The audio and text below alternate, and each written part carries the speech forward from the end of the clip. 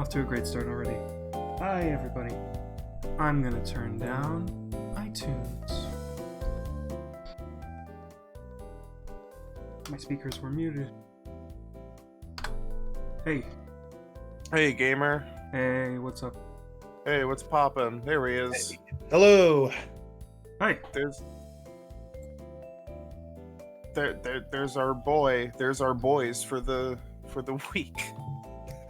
until Spazzy rears his ugly Spazzy's head. not here yet. That's great. I know, right? I know. What a great introduction. What a great just like just quiet, just soft. It's been a while. I see the fucking chat box plugin still broken. Still doesn't work. Still doesn't work. That's great. I feel like I got it to work just by sheer willpower. I think it just takes a second for it to update when you start live streaming, because that's what happened last time. There. Yeah. Like I think Wait. What? There it is. Yeah, there it is. Yeah. Okay. I think it just like Spazzy. He's ready. He's ready for 10:30. He's in here. Spazzy, come on. You know what? Fuck it. How are you, pizza dude man guy? I'm great. Are you good? Are you comfortable? Yeah. Are you sipping on like some coffee or water or Nope, nothing. Red Bull? Oh, okay. No, I got nothing on me right now. Nothing. Did you just wake up? Did we wake you up? No, I'm an early bird. I've been up since 5. See, I need to I'm eventually going to reach that point in my life where I actually wake up early, and it's going to be both very productive and hell. I've just never broken the habit. I grew up doing like early morning jazz band, and then I became an adult and I started doing early morning jazz band, and so I'm still we haven't had any practice in months, obviously, but yeah. Yeah, I could imagine. But what was I gonna say? But like for example, yesterday was record store day. And, like, you can't win that. You can't win Record Store Day when you have to go up against all of these fucking 50, 60-year-old men who get up at 4 in the morning anyway. Yeah, that's right. So, like, you know, what chance do I have to get the Fleetwood Mac record that they only make 4 of? Oh, man. Bullshit, man. I hate it. Let me know if I need to turn down the music, audience. Yes, chat, please let us know if we need to ever fix audio. That's very important to us. I can see that Discord's kind of loud, but I don't want to turn it down in case it's inaudible after that. Good man in chat, a Mr. Blitz 1000 asks, is the pizza hot? My wife thinks so. That's good. That's the only one good. that matters. That's good. It's very good. I'm not convinced, but as long as she thinks so. I'm not convinced. Oh my god. So yeah, this is oh my god, there he is. Oh, finally. Christ. You guys Hey, fucking Spazzy. suck, man.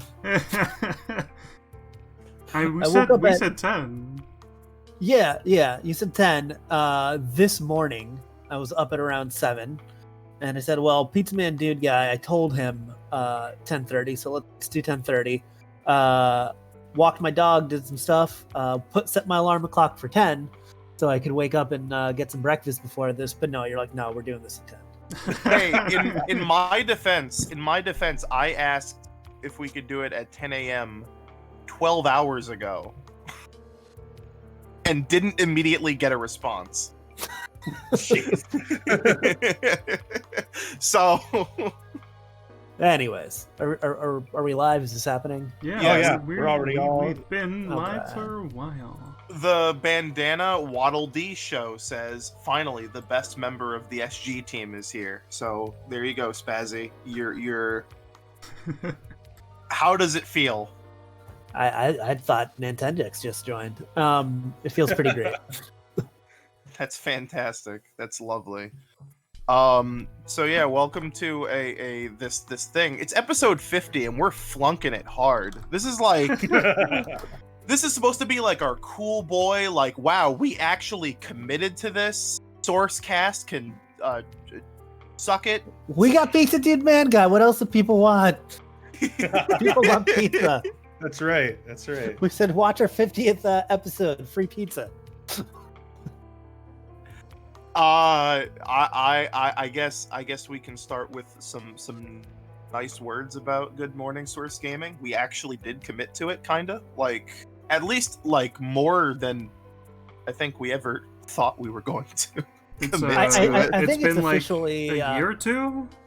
It's definitely been 2 years. We definitely started this long before even Ultimate was announced. This is the third iteration, I think, of Source Gaming podcast. There was Sourcecast, and then Super Sourcecast, and then this. And this one's definitely the one that lasted the longest. So, yeah. Probably because we've stuck to our it's not a podcast formula.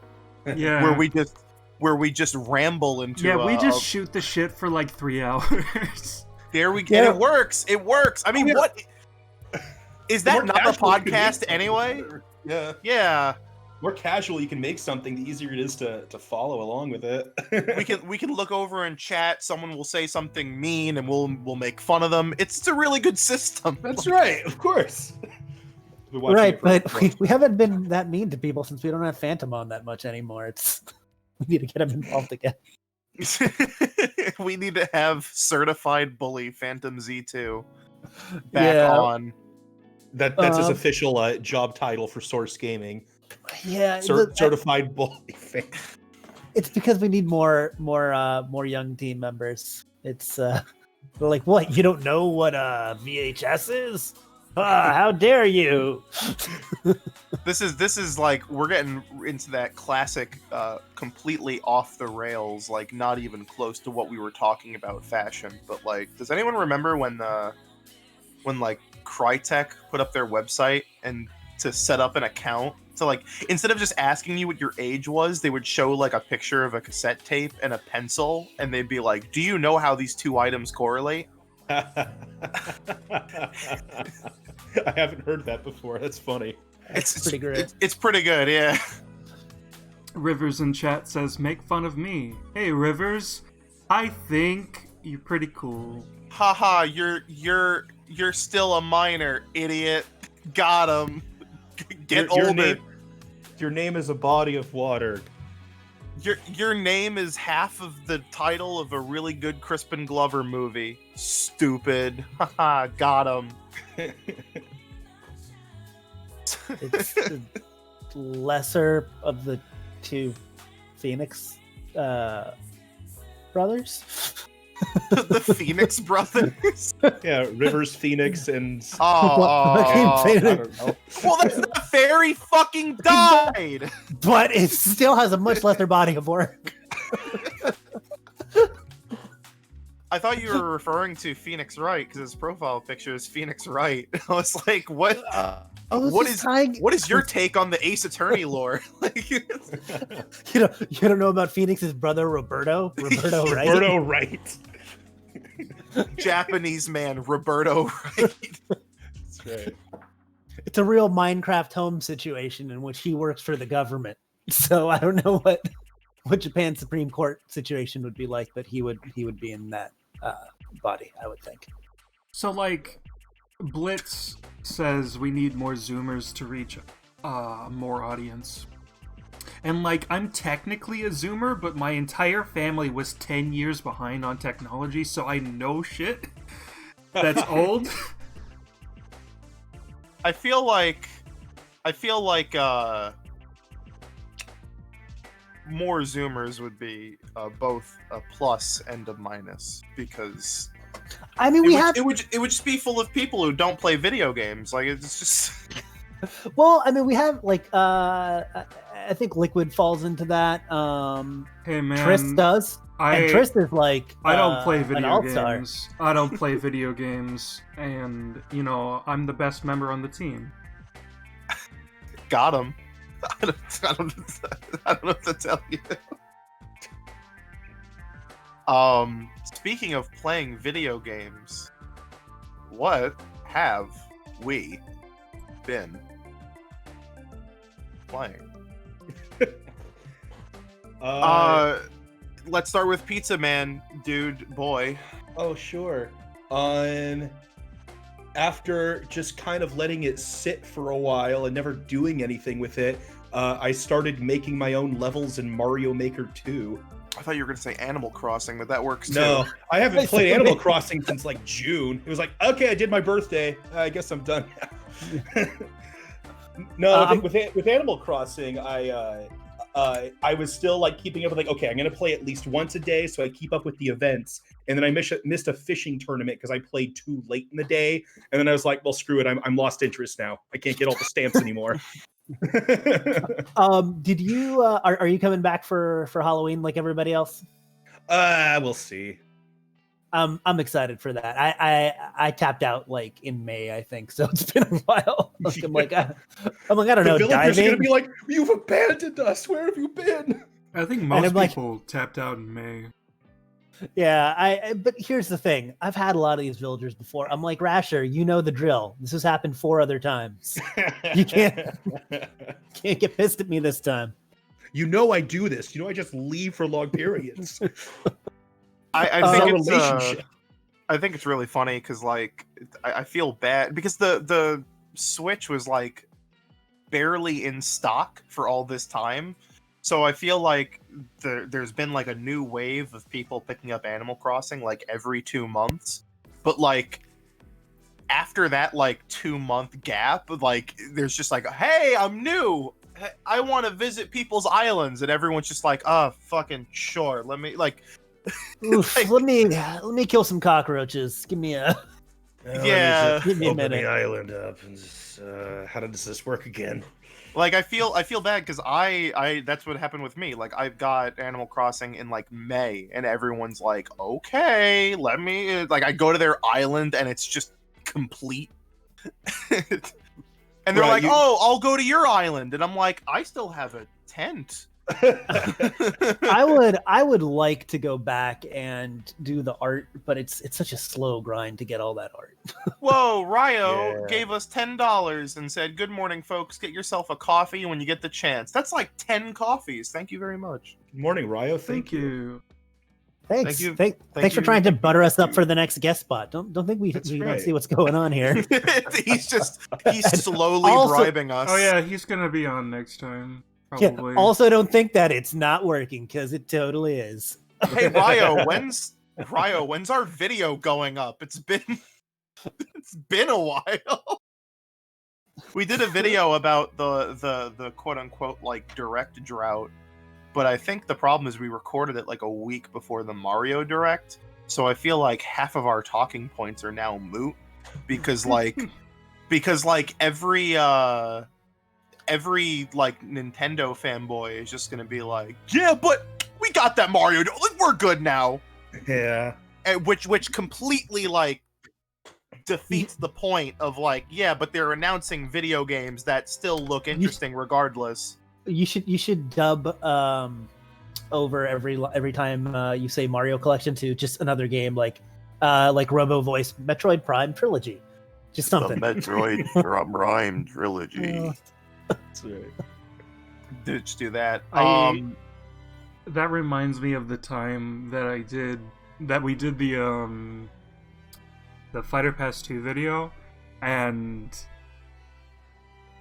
Cody's mic cut out for the last like 50 minutes, so I had to replace their audio track with just a robo voice and like guess what they were saying. Oh, is that real? That actually that happened. Yeah. Holy shit! Funny. I gotta peep that video then. You could probably find somebody commenting about the robo voice like laughing because I made it laugh. that's the thing. Like I check YouTube Studio and I haven't noticed any comments about it. Well, I mean, it's from a while ago. Yeah, I know, but I'm just saying, like, I regularly, like, over the last, however long. It's Yeah. Oh, I was gonna say it's been a while since I've put up a video, but I actually recorded. It was gonna be a collaboration, and Ooh. I was starting a series. We recorded at the beginning of August, and then the person I recorded with forgot to actually record their audio. So Oh my god! Oh, and so then I no. immediately like lost motivation again. I'm like, we'll try it again in a couple weeks, and then we haven't yet. I've been sitting on like 5 videos for the past. Oh god, how long has it been? April? April was the last time I made a full ass video. I think I've moved on to a new type of motivation, which is that if I get a video idea, what I need to do is I need to put the video idea on my Twitter and then put my PayPal information right underneath it and say, if you give me $5, I'll make this video. Because that's like the best. That's the best motivation. Is just $5. I've been in the process of making that all content Ryu Hayabusa video for like a year now, maybe closing in on a year. I'm hoping I'm hoping that Nintendo actually just has him in the game, so I don't have to bother. You don't have to do any work. Great. That's the main reason I want him in the game at this point. I'm just like, yeah. I've been working on Devil May Cry 3 review, which that game came out in February, I think, or the end of January. I don't remember. But like, it's been. I am gonna be surprised if that video even does well when I finally get it out. Actually, speaking of reviews that are long overdue, also in February I requested a game called Hypercharged Unboxed, and I feel really, really bad because I have not done a review yet, and the reason being is because this is a video game that is a offline split-screen multiplayer game. At the start of a pandemic. Don't say that word. Sorry, global cough. And it's like, I felt bad. I couldn't get any footage of it before the thing released because just my friends had no time to come over so we could play the thing. Yikes. And like now there's just no way for me to fucking play. Is it Switch only? It is Switch and PC, but they were pushing the Switch launch. Yikes. And it does have online, but like no one plays it. And it's really unfortunate. It's really, really unfortunate. That reminds me of the time that I spent so long reviewing Astral Chain that Nintendo forgot that they gave us a review copy. That sucks. Well, when we get to what we're playing, I have something to say about that. But yeah, go for it then. Okay, sure. Yeah. Also, Traveler of the Stars wants to know your opinion on Bethesda being owned by Microsoft. We'll talk about that. Yeah, I'll talk about that in a bit. That'll be a topic. We're gonna catch up on everything we've missed. It's been a while. Yeah, we're doing the opposite of Nintendo. We're doing the direct format instead of little information every week. We're just going all of it at once. So I have finally started 2 different games that I haven't played before, and it's because my fiance and I were looking for stuff to do together. One of them is Luigi's Mansion, and that game's fantastic. That game is so good, right? Yeah, like I didn't, because I played the original Luigi's Mansion on GameCube, but I'm like, that's cute. I like it, but I wasn't one of those people that's like, oh my god, Luigi's Mansion. I messed around on a friend's copy of the 3DS one, and I was all like, no, this is not worth playing. It just wasn't. But it's so, not only is it a great game, but it's an amazing co-op game. It's a special game. It's really good. I genuinely think Luigi's Mansion 3 might actually be like the Switch's standout title. It's that good. Yeah, it's like honestly, my only problem with it is sometimes the right stick control I get a little turned around, but maybe that's just something I need to put more time into it. I think we've got like You get used to it. I think there's also an option to kind of meddle with that too. I think there's like one option to change how the right stick works, but yeah. But I mean, besides that, and like I said, I think I've got like 11 of the floor buttons now, so we're chugging along, but we still have a lot to do. But yeah, that game is great, and I'm glad that we started it like just before the Halloween season because we'll definitely make it go through all that. Yeah.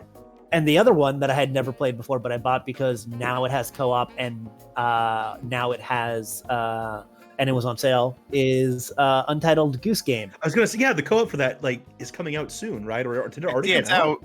Yep, It's out already? Oh, geez. Yep.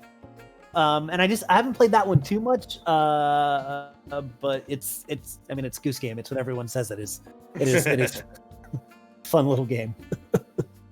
And then also, like I was saying, I have a game that sometimes I feel like there's no feeling in the world worse than playing a game especially from a dev that you kind of like, that's a smaller like indie dev that you've reviewed stuff for before, because they pay attention. Like if we get like Astral Chain, like as like Shadow Link said, and you shit on it, it's like Nintendo doesn't care. Nintendo's all like, who the hell are these guys? Yeah, Nintendo doesn't give a shit.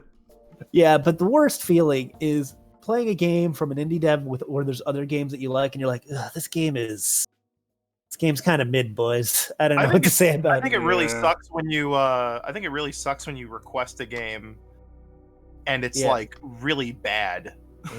Yeah, like and it's horrible. So there's a game, and I'm not going to tip my hat. Astral Chain, and I feel it's like not a bad game, but I hate it. Yeah, it's definitely not your thing. I think I've mentioned this on the show before, but there was a game that I requested with it was me and it's like a co-op game, so I requested like a bunch of codes for like me and Liquid and like a couple of my friends. We recorded the footage of us playing it. It's us bullying this game for like 2 hours. And it's like I was like, I felt so bad going back over the footage because it's like it's so bad. But yeah, that's why when I play bad games, I only really like to go after the major ones that were complete train wrecks. Yeah. Yeah, it's not like, I'm obviously not complaining. Free games are good and all that, but like reviewing games is not a lot of fun, because even if it's a great game, like I remember they shadow dropped that Blaster Master 02. Yeah, that's right. Right? So I had to review that game. And the first game I reviewed, but I bought that myself, and I went through and I played it over like the course of like a week and a half, casually, like super great. Play this game when I want to. I'm not going to try to 100% it. I'm not going to. But like when you have to review a game, you're like, okay, time to do nothing but play this game this weekend, even whether I like it or not, whether I want to or not.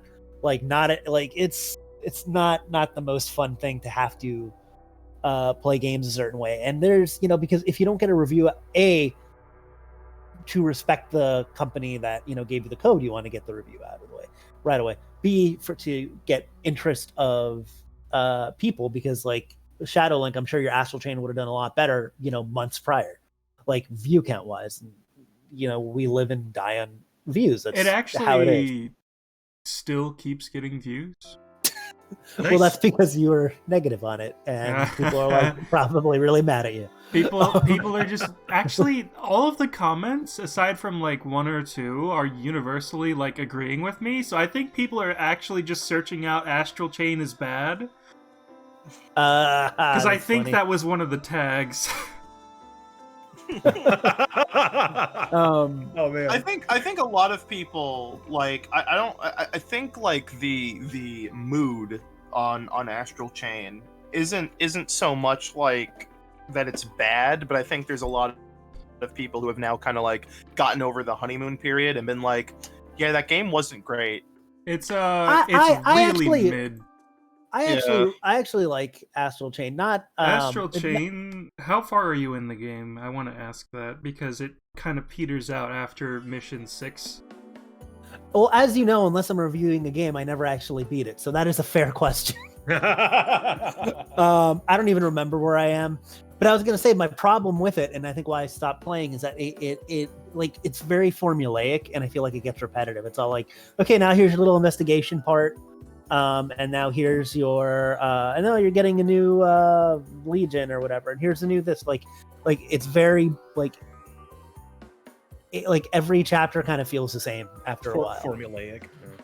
Yeah. The thing about Astral Chain that's probably the biggest nail in the coffin for me, which I did say in my critique, is that the missions are so fucking long. It's like it's draining. It's a very long game. That was the thing I was not expecting.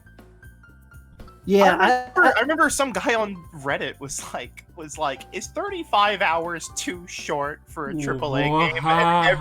And everyone in the replies was like, I fucking hate you people. I hate you people so much. Why do people think this way?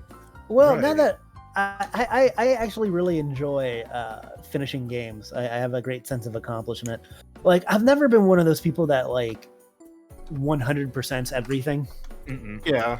I don't have time for it. I'm like, I would rather play another game than see if I can hit this particular enemy in the nuts 10 times with Kratos' axe to get a platinum, and then be like, I got a platinum, and I'm all like, yeah, but what did you really do? You just like I don't know. I've always felt like achievements for me always feel like this really artificial way to inflate a gamer's sense of self and to increase the length of games for no apparent reason. Yeah, I don't get the achievement hype. Yeah. Even as someone who like got on board with like the Xbox 360 super early, I never Yeah, like, like, and if that's your thing, if that's your thing, I'm not, you know, if it's your thing, it's your thing. Right. But like, for instance, y'all know I love Hollow Knight. It's one of the few games in the last couple of years that I've actually played through twice, and that is a long ass game for a Metroidvania. It is really, really big. I probably could have played both Ori games in the time it takes me to play through Hollow Knight. But it's fine. But what I'm saying is that game is already so long that I'm all like, okay, listen, I'll get all the mask pieces. I'll get all the pieces for the little, what do you call it? The little vessels that you keep your, gosh, I don't even remember what they call the magic in that game. But whatever. Like, so I'll get that. I'll kill all of the optional bosses. Maybe I'm all like, yeah, but I'm not gonna like get 1,000 achievements. And I didn't even do the God Home stuff. I'm like, listen, I don't have time to do like harder boss rush versions of everything. Like, I like this game, but I don't think there's any game I like. I mean, if I had a Super Nintendo and I was, 12 years old again and I had 5 games, then yeah, maybe I would spend this much time on a game. Right.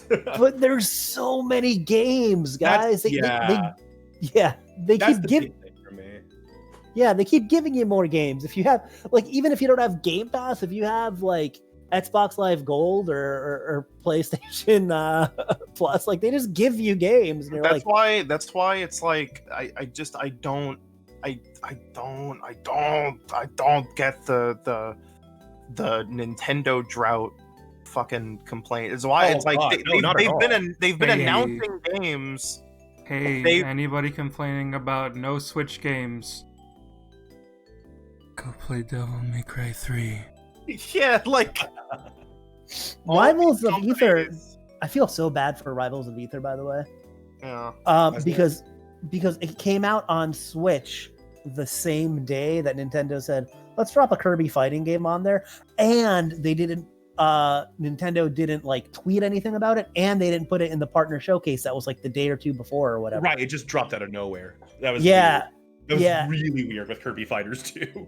Yeah, but what I'm saying is, like, Rivals was overshadowed on that day by Kirby, and then it didn't get a spotlight in the thing.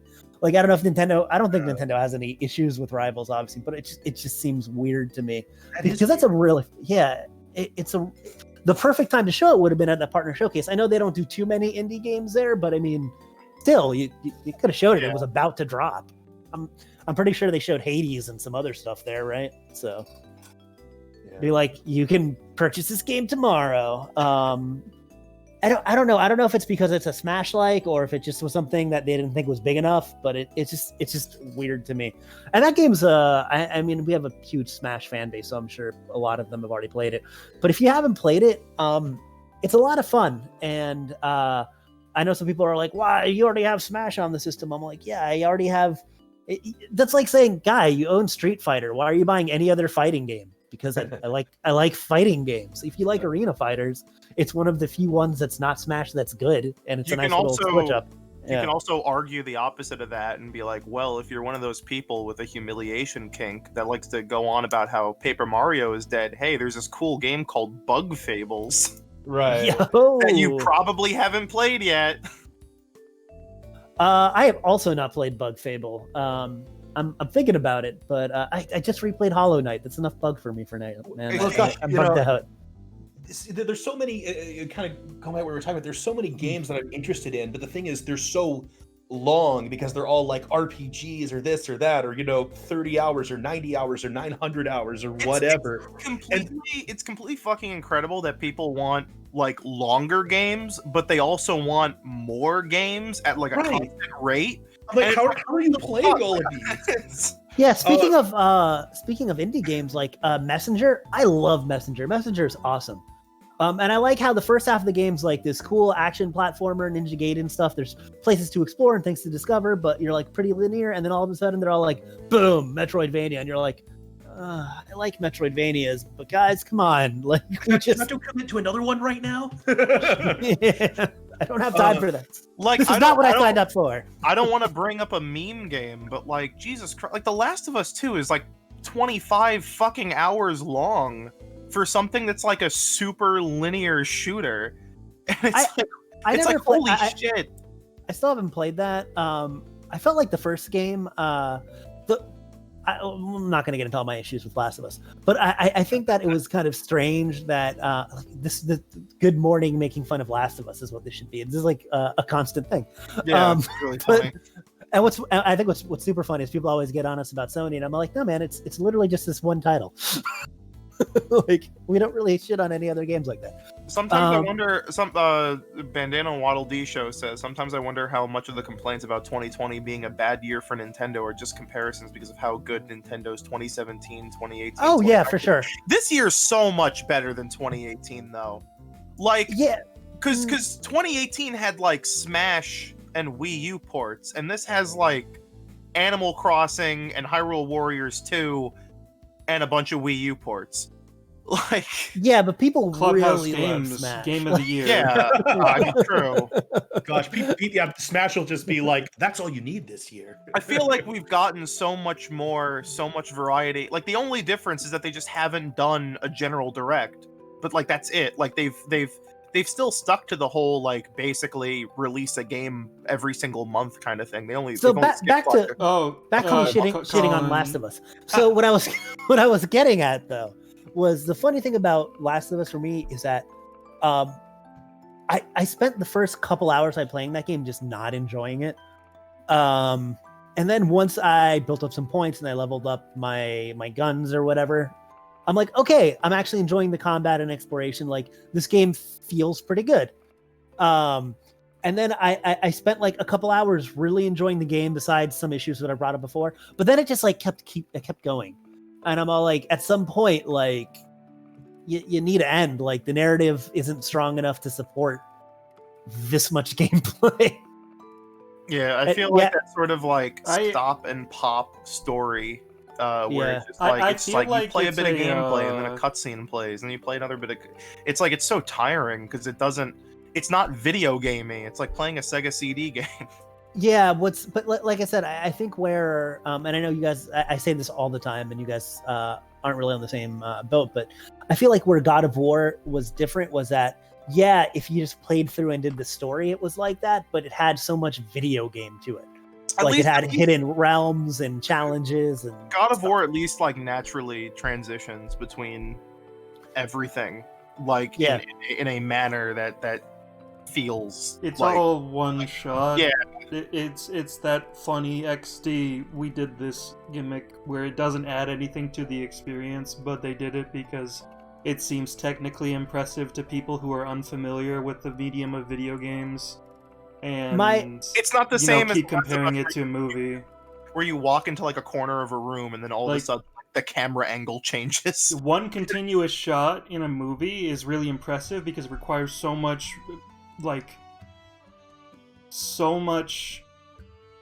work to get it right. There's many things you have to set up.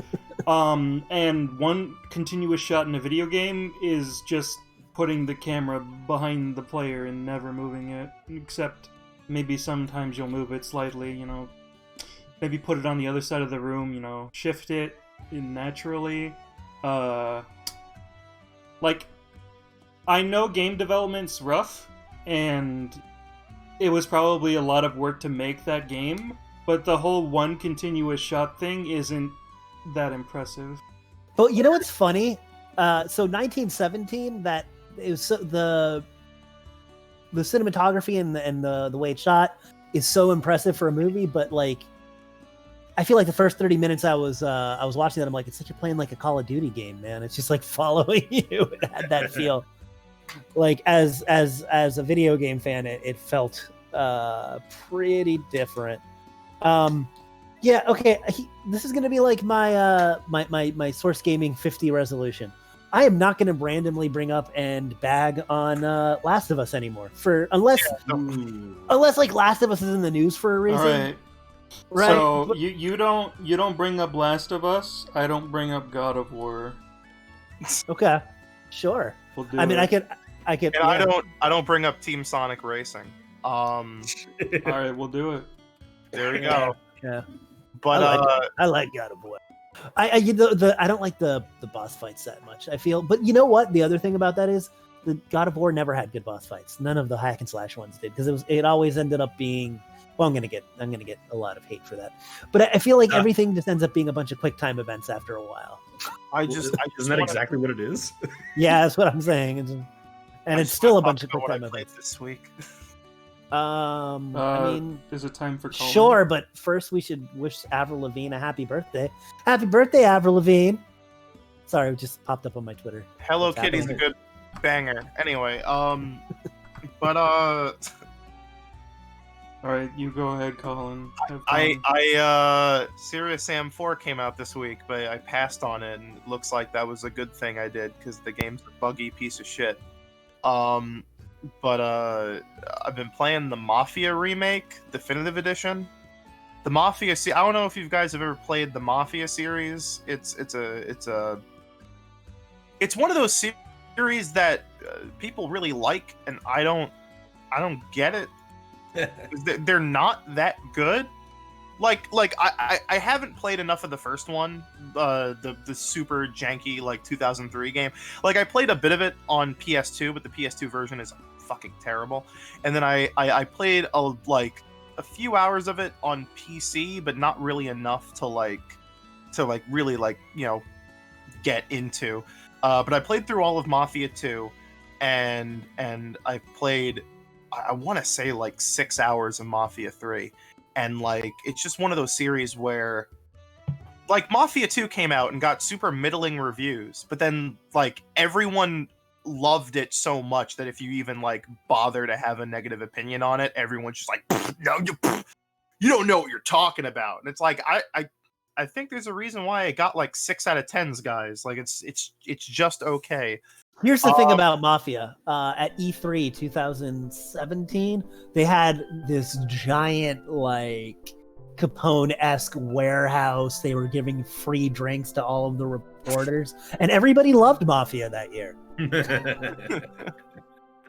But yeah, Mafia 2, not a fan. I know that game has had issues in development, half the team left to go work on GTA 5 or something, but Like it shows, you know, it like that doesn't mean the game like it's like the New Vegas situation where if you say like, yeah, but the game's still kind of a busted piece of shit, and everyone's like, yeah, but like Bethesda fucked them over, and it's like, yeah, but if you're gonna praise New Vegas as being the greatest game of all time, like I should still point out that it has like faults. Right, like okay, yes, the circumstances behind the scenes suck, but so does the end product still.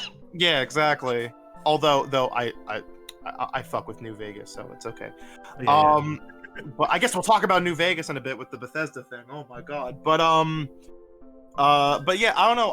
I got really curious about the Mafia remake because like the proposition was that they were taking a janky, like basically a Slav jank 2003 like Mafia game and making it with modern graphics and shit. And yeah, that's what it is, and it's really good.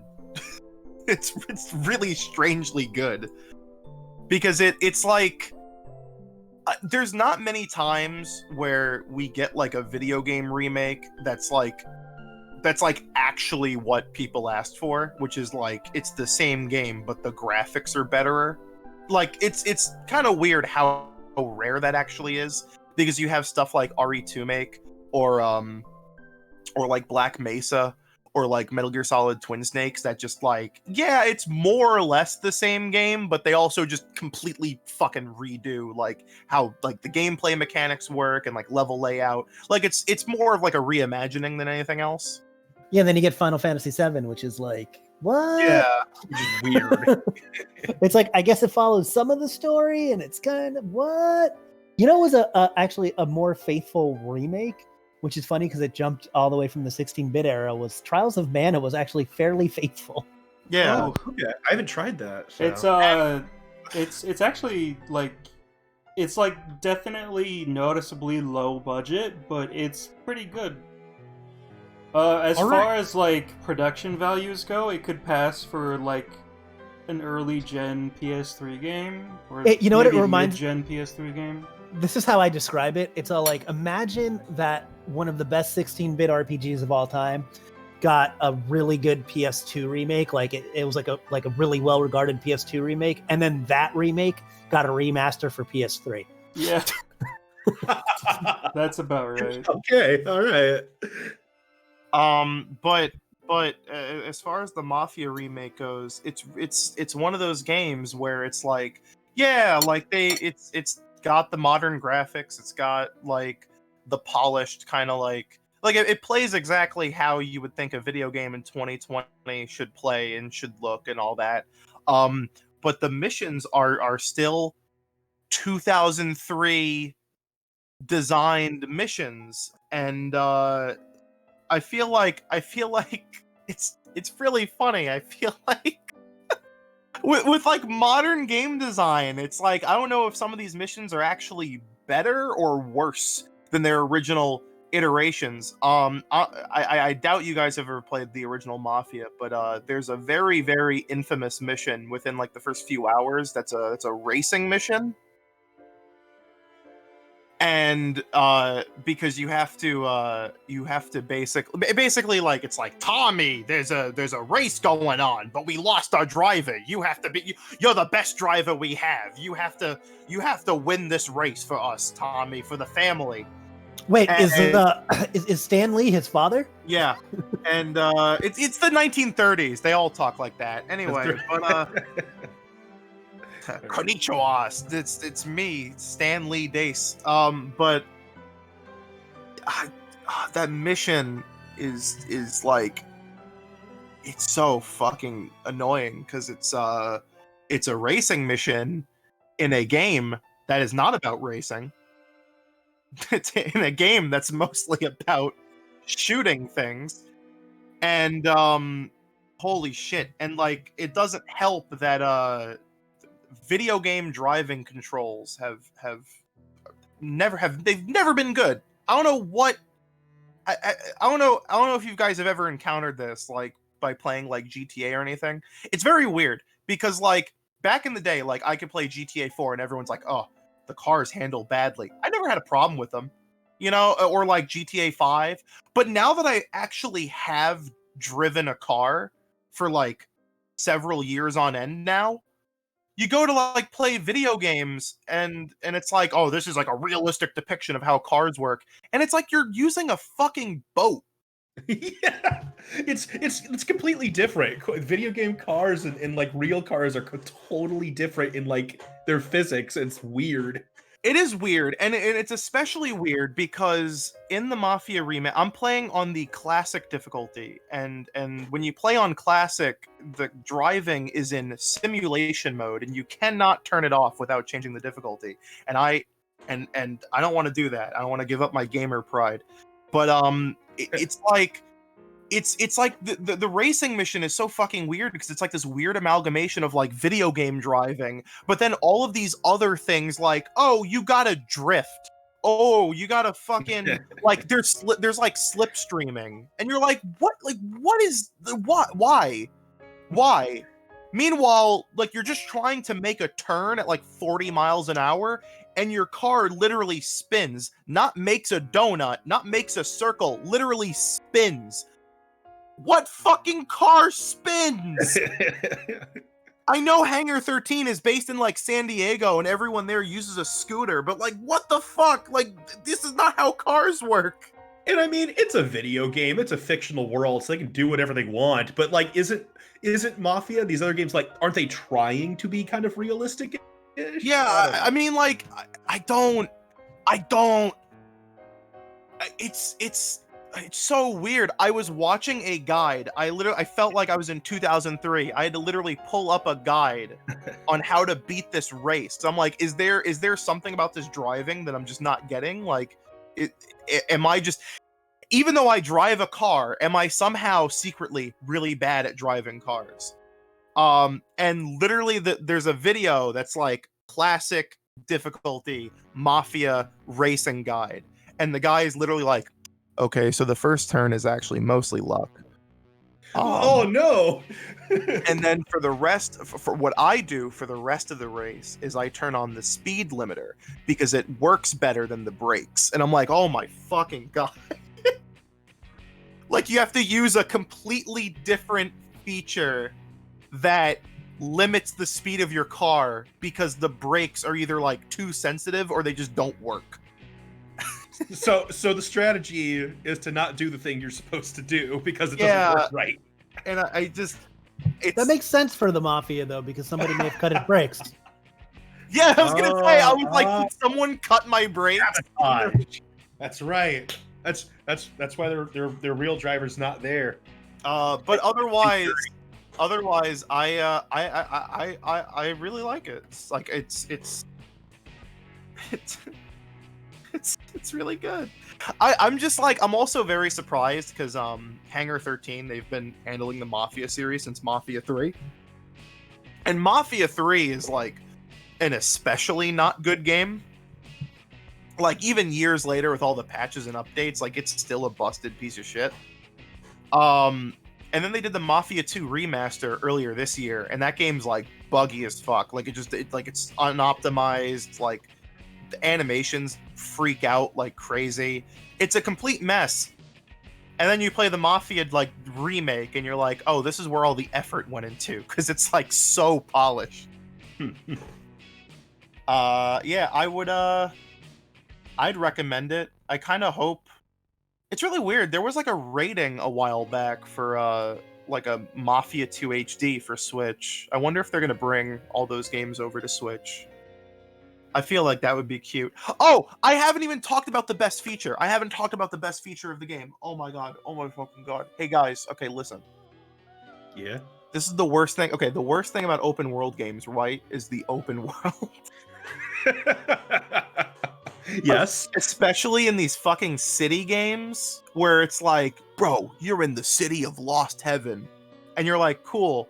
I can't do anything in this world. Can I go and do the things in the buildings of these cities, or are they just decoration? Can I go into a delicatessen and be like, "Hey, get me pastrami"? No, I can't. Like, I could climb on top of it. There's things on it. So. Yeah, that's why I prefer the approach to just like making larger cities, like hub areas.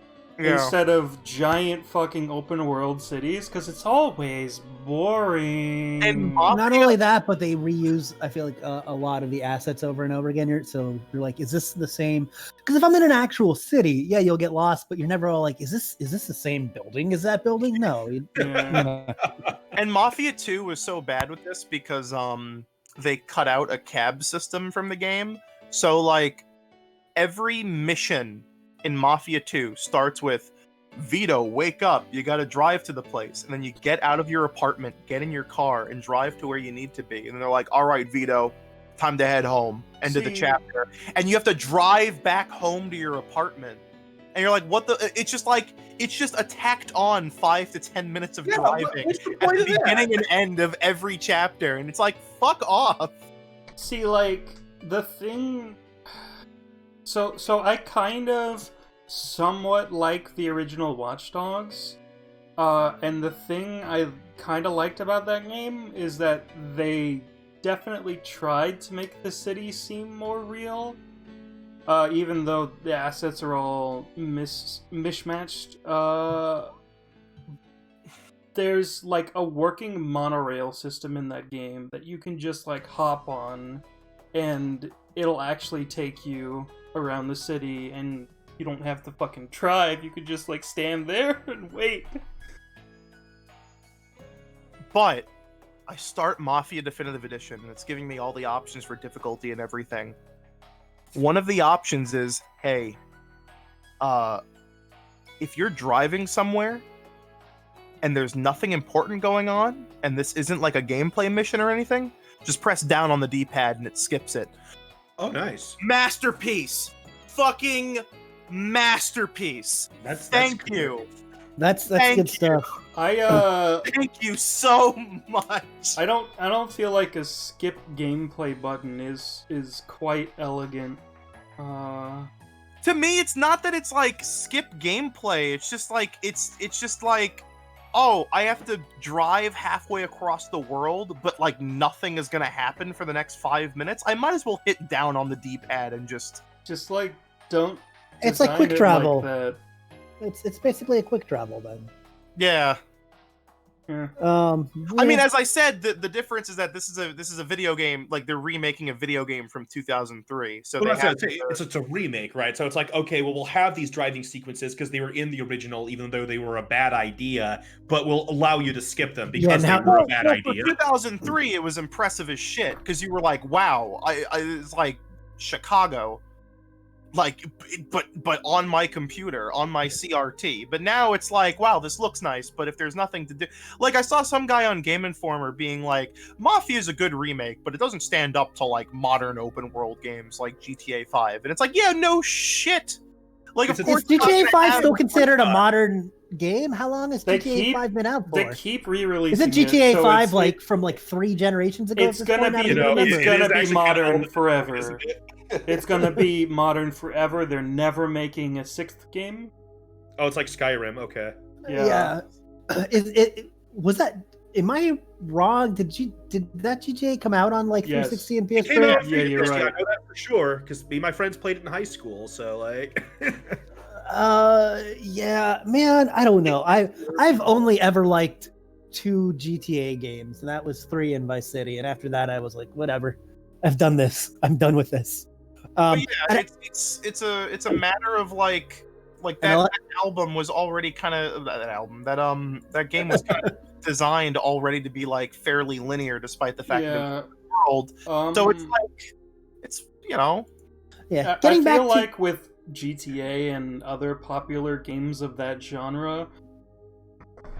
There's a certain one that I don't like. I'm not going to talk about. People just kind of pick them up, play them for like an hour or two, do some stupid shit in the world, and just never play it again. Yeah. Put some codes in to get a tank or something, and then do whatever. I mean, that's the one thing I'll give Mafia. Like even like the not good ones, like 3, is that they're so very story reliant. Like they're even more so than like a GTA game where like half of a GTA game is just meandering and like, hey, there's a bowling mission.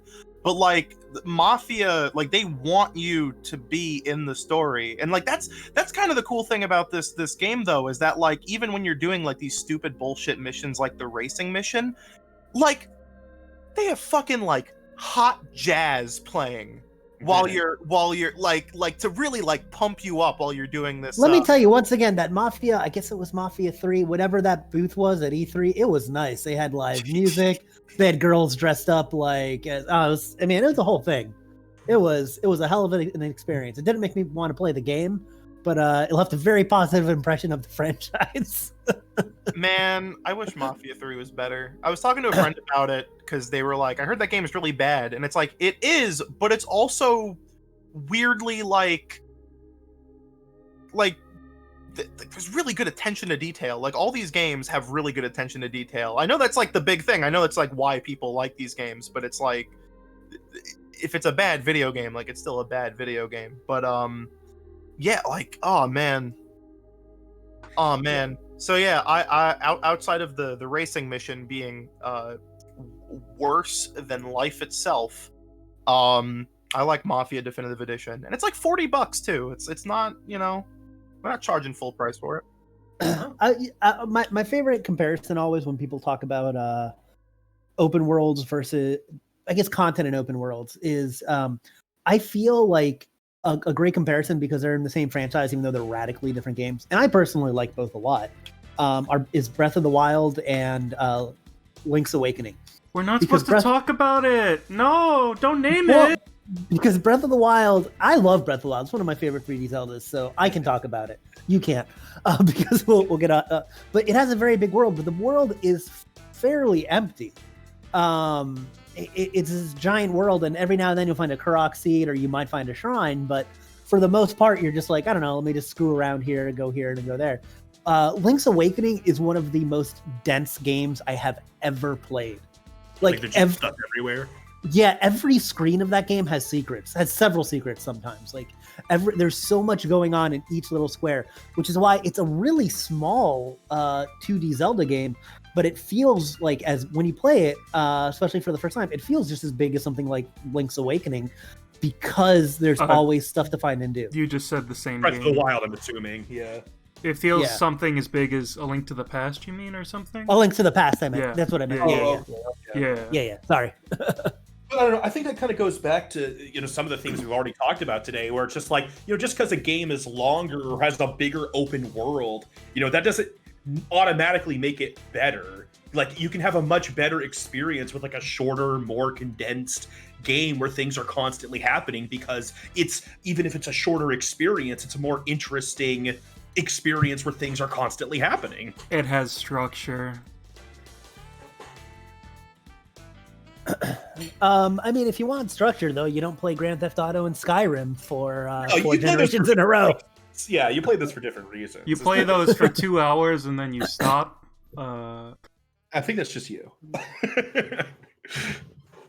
Yeah, most people I know who play Grand Theft Auto just like play it, go on a crime spree, and then stop though. Yeah, I played GTA 5 through, and now I just have a save file where I'm like, okay, you're here, which is a great place to, like, you know, destroy a bunch of people and be a terrible person because you have all the weapons and stuff. And usually what I'll do is I'll just get on and then just start, like, not even punching. I just like running over people, just trampling them, because I think it's funny as shit. And you're just bowling down people by running into them. It's like, yeah, I have a tank, whatever. I'm just gonna walk into you and be a jerk.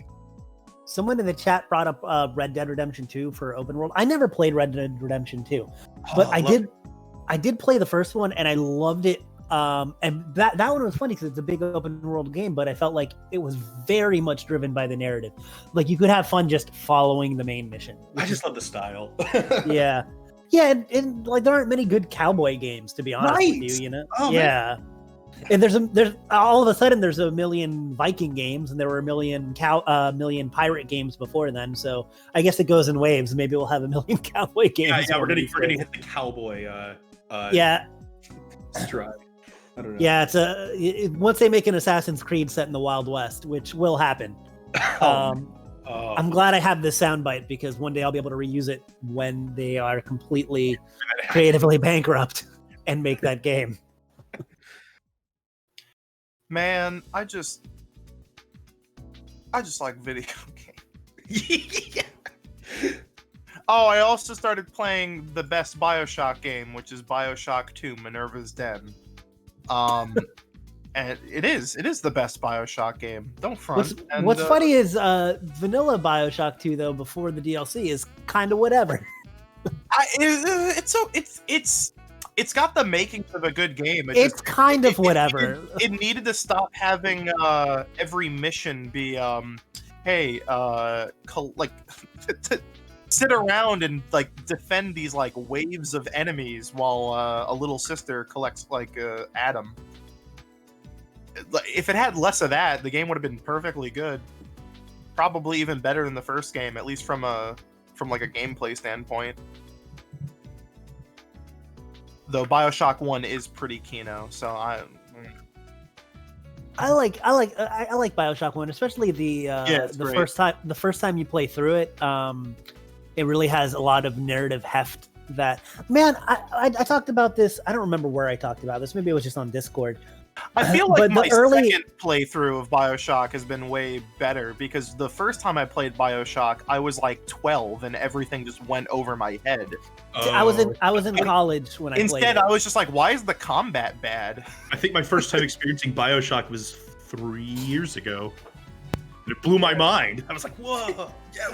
Yeah.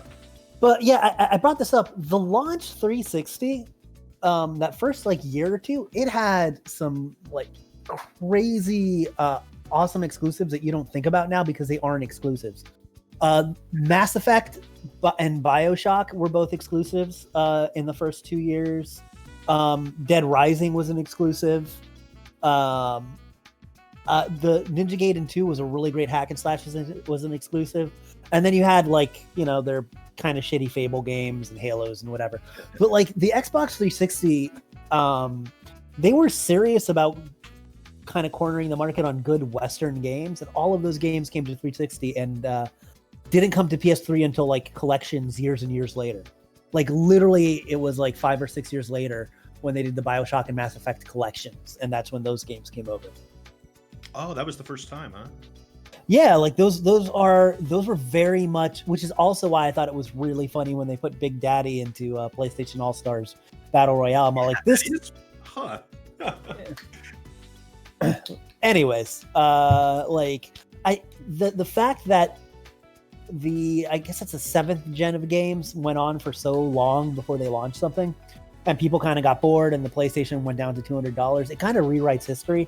Because the PlayStation 3 was doing so bad for so many years against both the 360 and the Wii. But it ended up like just edging out the 360. And I feel like that doesn't really tell the story of how bad Sony messed up the first half of that generation. It's really funny because yeah, like people now do like the history revisionism where they're like, ultimately the PS3 won. And it's like, It sold terribly, and then it did really good at the very end when it was dirt cheap, and Sony had made no money off the thing the entirety of the generation. Yeah, and at that point, both Nintendo and Xbox had kind of given up on the 360 and the Wii. Yeah, but Sony was still creating shit. Yeah. By that point, like Nintendo and Xbox were like, let's fucking move on. But like Sony was like, hang on, we're still selling FIFA. Yep.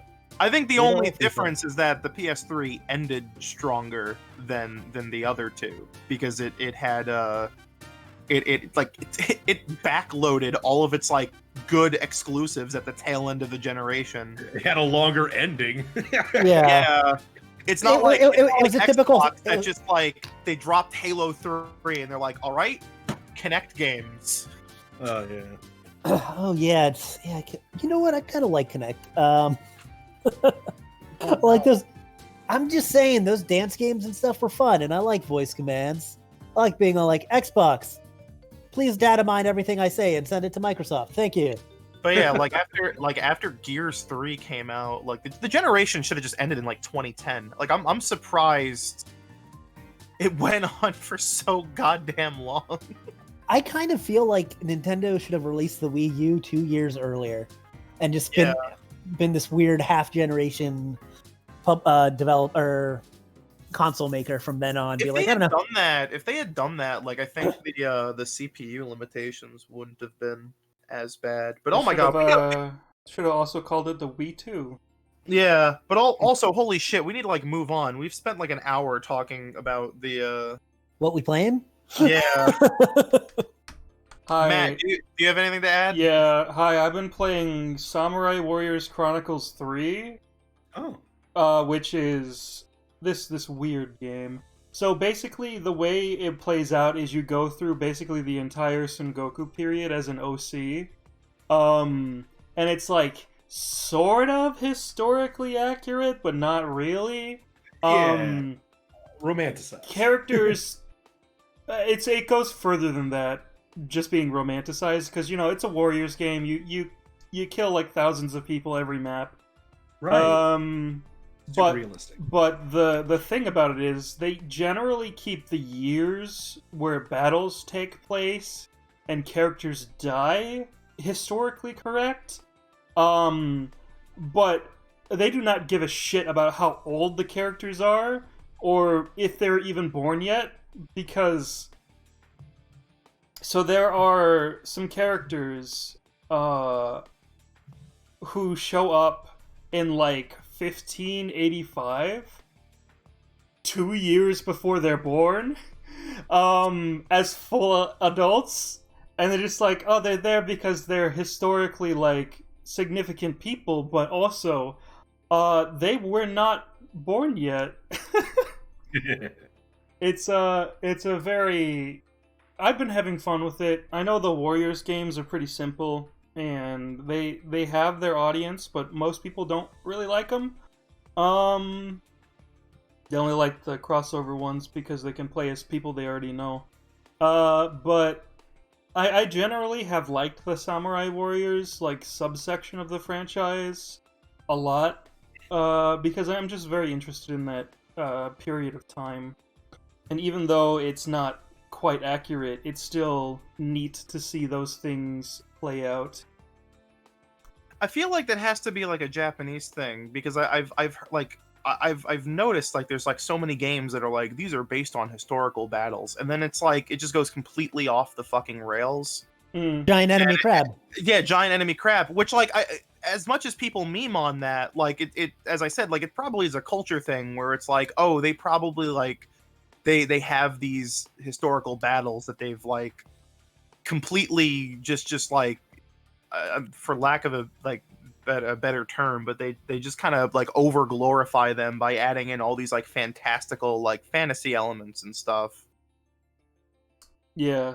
Can we get an American Revolution Muso game? Fucking Civil War game. I've always wondered, like, what if they did things like that in other periods? Because, like, yeah, I mean, Samurai Warriors is one thing, or like Dynasty Warriors, and then you because have, like, George Washington would obviously be fighting giant and trees with his axe. Have you guys ever played Darkest of Days? It's a game where you time travel to like all these different wars. Like you're you're basically the crisis soldier, but you go back to like the Civil War and you're just like gunning down Confederates with like a modern machine gun. It's really fucking funny.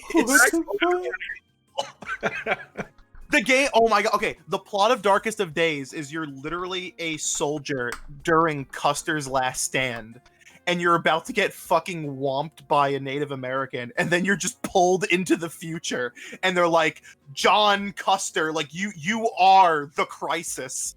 What? And so you have to go through, like, the Revolutionary War, the Civil War. I think you go into fucking ancient Greece at some point. With a machine gun? Yeah, with like modern like sci-fi military tech. Okay. It's so fucking stupid, but it's really badass. It's really badass. Phantom said, "Isn't Call of Duty just American Samurai Wars?" Okay, it's. I mean, kinda. There is like a 2010 Jeep Cherokee in Call of Duty Black Ops, so. Yeah, and like it's unrealistic in the way that like Michael Bay portrays the military unrealistic. Yeah. You know? Mr. But like, Mason, it's me, John F. Kennedy. I'm told you're the best Black Ops we have. so I guess it fits in, but I want something more over the top. I want the Nazis to have trained bears that you have to fight. I don't know, something. So they were really fantastic. There was a single Western Warriors game. I just remembered. Oh, really? It's called Bladestorm: The 100 Years' War, and it takes place on the 100 Years' War between England and France. Oh, okay. There are many historical inaccuracies in that game. You can apparently save Joan of Arc from being burned at the stake. Oh, badass. I was going to say, what So you're saying we missed out on a War of the Roses sequel to that one? Yeah. No. I feel like the closest we've gotten to just like historical video games with like historical moments that go completely fucking off the rails is probably like the Wolfenstein games. Because like even though that shit is like alt history, it's like, bro, like what if Germany won World War II and you became part of a rebellion with like Jimi Hendrix? You're like, okay. Also, What if Man in the High Tower, but fun. Ronald Reagan's in Wolfenstein 2. I did not know this because Wolfenstein 2 is a badly written game, and somehow the one joke about Ronald Reagan being in the game went completely over my fucking head. No! I just got one of those one of those tweets that says your birth month determines the universe you're transported to. Oh, May, yeah. The Last of Us. Oh no, That's terrible. I'm a Awful. June. What's that? What's June? June is Metroid. Oh So boy. don't encounter like a witty child who's also the cure, and you'll be good. I'll just take the witty child and do my civic duty. And crack them open like the little sister from BioShock, and just I've like, been training my entire life for get this. 'em. Oh god damn. A Bladestorm is apparently on PC. I gotta look at that sometime. None of these actually seem like great. Where's everybody else's birth month? I got this random tweet. Oh, I'm in Metroid 2, so. All right. What about you, Colin? October. Animal Crossing. You actually lucked out. Oh, Oh, congrats. Fuck yeah. And that would actually be like a video game world I wouldn't mind being in. That's It's like the best one because you can buy a Nintendo Switch in that game. Buy a Nintendo Switch and play Animal Crossing. Oh no, it's an like- infinite loop. I think like the best video game world would be something like Pokemon, because you can just like not participate. You can literally just be that guy who's like, yeah, I'll eat a fucking Magikarp and play on my Nintendo 3DS. Yeah, Play on my most of these Wii suck. U. Yeah. It's like I don't want to live in like Zelda or Doom everything else is or so Resident scary and Evil. dangerous. Yeah. Or August is the Oregon Trail. I'd be like, well, No. I don't want to die of dysentery, man. Man, That'd be I don't terrible. want to live in Metroid. Yeah, Animal Crossing is the best fucking- one. You have to like work every day, but hey, you can like build your dream house and then It's just so fucking chill. All the furniture you want in your house, you just turn it into a leaf. You don't actually have to pick it up. It's You great. you don't have any rent. You just pay off your house and you're good. Yeah. Wonderful. I can taxes. go to Isabel and go, hey, Chatter's been bullying me. He hasn't been bullying me. I just hate that fucking guy. You kick them off. Bro, there's Yeah. money in the ground. You can put the money back in the ground and get more money. It literally grows can- on trees. Yeah. Okay, Phantom said, hey, there's only 46 minutes until it's no longer morning. Remember when you had topics Yeah, to get to? what are we going to talk about first? I guess 8 a.m. for me, so talk about that pesto Microsoft buying Bethesda thing. oh What yeah, a weird morning that was. that was God. What a weird thing to wake up to, because I just had like 26 notifications. Oh wow. Because everyone knows me as the Doom boy.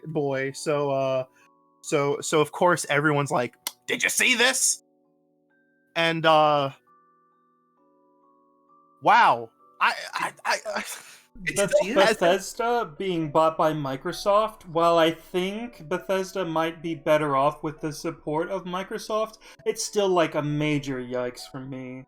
Because Like, it's such a major studio, and like Microsoft has generally been pretty conservative with the studios they've been buying up. They've been either like in bad like standing, or just like not very well known or major studios, and now they bought up Bethesda. Well, apparently Bethesda has been in dire straits for a while, and it makes sense. Like, it's really weird because people have always said like people really love to rag on Bethesda as that one company that like oh, their games flop, which is not true. Like, I think outside of Skyrim and their games have always been sleeper hits. Like they've always done better later on than they have like at launch. I think people rag on it more for just being buggy. I feel like that's no, because this also includes like because Bethesda isn't just Bethesda, like, which is this is the argument I hate. It's like, oh well, yeah, because like Fallout 76. It's like they publish Doom, like it's still under their umbrella. I know it's like ZeniMax, but it's like it's all part of the same soup. Stuff like Evil Within, Dishonored, Wolfenstein, like it's all Prey, and yeah, like it's Prey good. I want to play Prey. Prey is very good. But Arcane makes bangers. But it's like, yeah, like Wolfenstein: The New Order, that is a game that did not do well until later. It didn't do well. You can like literally look up the Steam sales data that show that the game spiked once it hit like $20. Like, it just spiked in sales like crazy. And that's been like the case with stuff like Doom 2016 and even Wolfenstein 2 and Doom Eternal. People just generally wait until the games are a little bit cheaper to play them. And I think a lot of that is just because they're so like PC centric franchises. So most of the player base is on PC, and they're like, oh yeah, Steam sales exist. So that's always been the case. And yeah, I mean, with every like passing year, with every generation, like video games get more expensive to make. And like, if it's very funny, like I know Bethesda is not the company to champion because they do plenty of really skeevy shit, and they've boggled plenty of things. But it is kind of amazing how they've been able to basically have these like carte blanche like sleeper hits for all of these other companies that they like id and Machine Games and Arcane.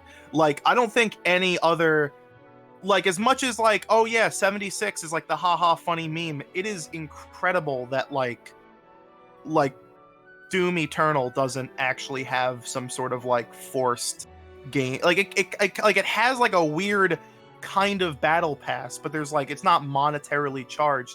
It's weird they didn't do this sooner. Basically, like, they haven't been like shoving microtransactions into their games and stuff.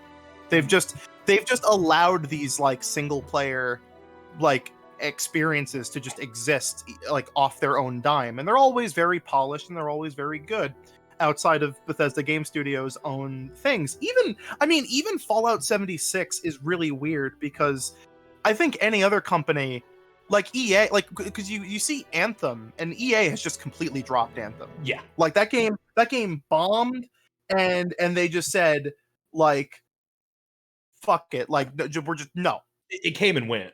No, like, maybe we'll come back to it later, but no. 76, it's in a better shape than it's ever. Like they like, there's a roadmap. They're adding major features. People actually like the game now. And it's weird. It's really weird that shit like that happens. But yeah, I apparently this all, I mean, it makes sense that all of this does come at a cost. So apparently that is the reasoning. Apparently the reasoning is that Bethesda was doing fine but not great, and basically Microsoft is just going, hey, like, I thought I read that the shareholders forced the buyout. Yeah. Oh, really? That sounds about right. Anything for more money. Yeah, pretty much. I mean, and it's weird because it's actually kind of funny because I feel like now that they are going to be part of a Microsoft, they might actually start forcing like like if you think the cosmetics in Wolfenstein Youngblood existing was bad, like now that all these things are coming to Game Pass, I feel like it's going to get a little bit worse because we've been seeing that with games like Gears 5 where they put these like hardcore fucking like FOMO battle passes and stuff, you know, into these Game Pass games, and it's really weird. But yeah, like I mean the buyout is bad for all of the reasons that like any big company buying another big company is bad. Right. And this doesn't happen in video games. This just doesn't really happen in video games as often. Usually, I really hope Microsoft fucking cools it. Yeah, really. Because like if they have Bethesda, like what's next now? It's like, whoa, hey. Yeah, because they dropped like $7 billion. That's massive. I think I saw someone mention like, oh, like the PlayStation operating costs every year is like $2 billion. That's nuts. That's nutty. Otherwise though, I really don't know how else to feel because it's like I play all these games on PC anyway, and that's not changing. That's definitely not going to change. I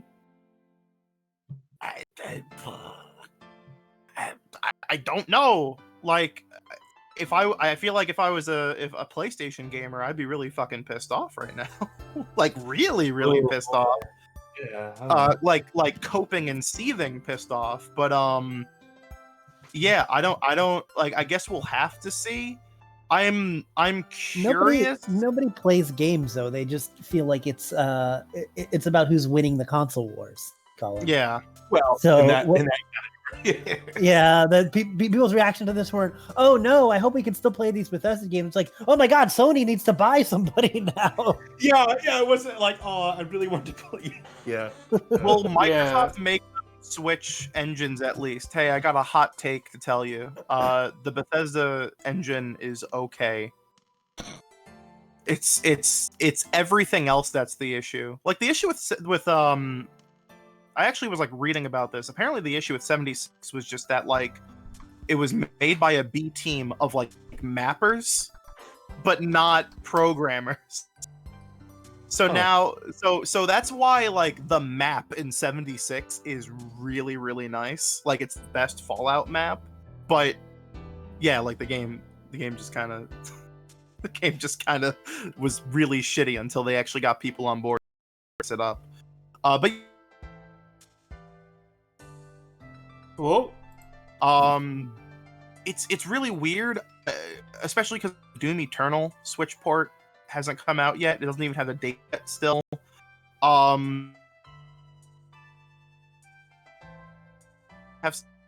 definitely working on Wolfenstein 3. Hold on. My fucking connection's going weird right now.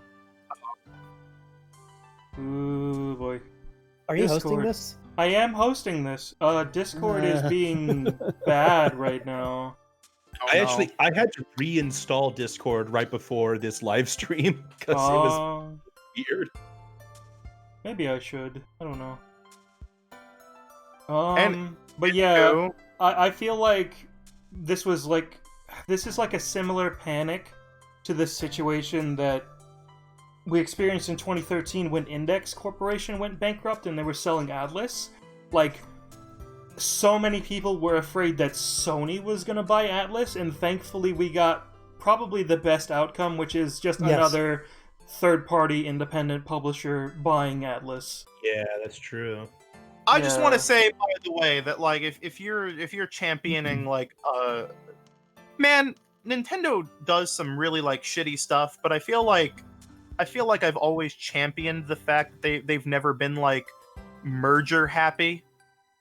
They've never really bought up developers and stuff. The last company they bought up was Monolith, which was so they could farm out all of their employees to make their games better and more efficiently. I have a feeling that that's actually a big part of what Microsoft did with Bethesda. I hear that they almost doubled their working staff by grabbing Bethesda. Oh, Bethesda doesn't make games good though. Well, but the thing is that here's the thing. Like when they bought, because the thing is they're when they say they bought Bethesda, they don't mean Bethesda just singular Bethesda game studio. They bought ZeniMax. So the way they're presenting it is they didn't buy one company. They bought like 7 studios. Yeah, they bought ZeniMax. They bought Arcade, they bought Machine Games. They bought id Software. And like, listen. Hey man, if that means that Gears 6 is running on id Tech, that would be really badass. But yeah, the thing about this is it'd be one thing if they bought just Bethesda, but they bought this media giant. Yeah. And that is I mean, and it makes sense too, because it's like I mean, they've been using like Unreal for Gears and stuff, but now Sony has a stake in Unreal and Epic, and it's like, yeah, might as well buy the studio with the really nice engine. I made the joke when the news broke that I'm all like, oh, this is like in Justice League where Bruce Wayne needed to buy Martha Kent's house back, so he just bought the bank. Yeah, I like it. It's so weird because I don't know. I really don't know what to expect. I don't. I think really don't know if big games from Bethesda Studios are going to release on PS5 or not. I don't know. It depends on what they want to do. I think they'll at least have where games that have been in development for multiple platforms will continue to be multi-plat when they're actually announced and released. Because that's what happened with Outer Worlds and Wasteland 3. Like, they were announced way By after. the way, they're back together now, Obsidian. Because Obsidian and In Exile, man, Microsoft owns all the fucking old boomer like PC studios now, with like id and In Exile and Obsidian. They own almost all of Western gaming that isn't, or I guess American gaming, I should say, that isn't already owned by EA or Epic. Yeah, but it's one of those things where yeah, like, oh my god. But yeah, they bought Obsidian and In Exile long before Wasteland 3 and Outer Worlds was announced, but they were still multiplats when they were announced. And I mean, that'll probably happen. Like, I'm sure in the next year they'll announce Wolfenstein 3 and it'll be also on like PS5 and Switch. But then, yeah, like they said, like games will be like a case by case basis, and they'll probably just, like Doom 6 will be Xbox and PC first, and then like maybe come to Switch. So if Doom Guy gets added to Smash Brothers now, is he a second Microsoft rep? Yes. Yeah, probably. What's his name? The little mascot guy from Fallout. What's his name? Vault Boy? Vault Boy. Okay, I really didn't want to call him Fallout Boy. Thank you. Like Vault Boy is technically a Microsoft costume now. That is. Oh man, how about that? That is in Smash. But yeah, it's. So we have 2 Microsoft costumes, 1 Microsoft character. That's right. Damn. Yeah, man. And I'm sure we're gonna get something else from Bethesda or Microsoft. I feel like maybe an Ori costume might happen. That'd be pretty cool. But enough about Smash. Let's not talk about Smash at all anymore. It's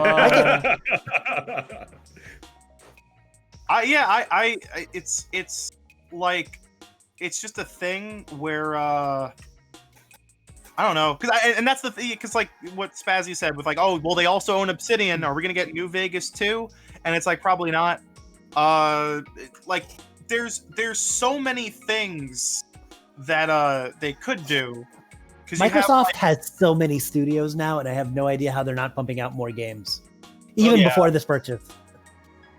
I don't know. I don't know why they haven't. I'm surprised they didn't buy Remedy. But yeah, that's all I got. I don't like. I really don't know how else to feel about it, other than like, well, I'll keep playing games on PC, I guess. Right, from a Hopefully they personal don't standpoint, buy it doesn't change anybody too else. much. Yeah, Unless you were a PlayStation guy. Oh then, yeah, that's right. No, Cuphead isn't owned by Microsoft. Just the first game. It's true. Oh, okay, not the whole property. All Yeah. right. Okay, I remember. All right. So Super Mario All Stars actually happened in the span that we were gone. I actually just got it a couple days ago. Nintendo gave us two copies, Yeah. and I got one of them, and I streamed it the other night, which was a complete fucking disaster. I had no idea what I was doing, and like the audio wouldn't work half the time. You should have just played Gex. I should have just played Gex. That would have been a better experience. No, I'm kidding. It's a fairly decent remaster. The input delay is noticeable. Uh-oh. It is noticeable. The input delay on all three games is very noticeable, but on Mario Galaxy, it's less so. I think because Mario 64 and Sunshine have kind of bad frame pacing issues, which frame pacing issues are to be expected with a 30 FPS locked game, but it's like noticeable to me. Okay. My brain can perceive it because I'm very used to playing games at a decently locked 60 frames per second ever since I switched to PC. Yeah, I probably wouldn't notice. Yeah. I wish there was a Gex All-Stars collection. But yeah. It's a decent remaster. Mario 64 is a game that has stood the test of time. But they fucked up because they set the fucking camera controls on the wrong directions. I heard that.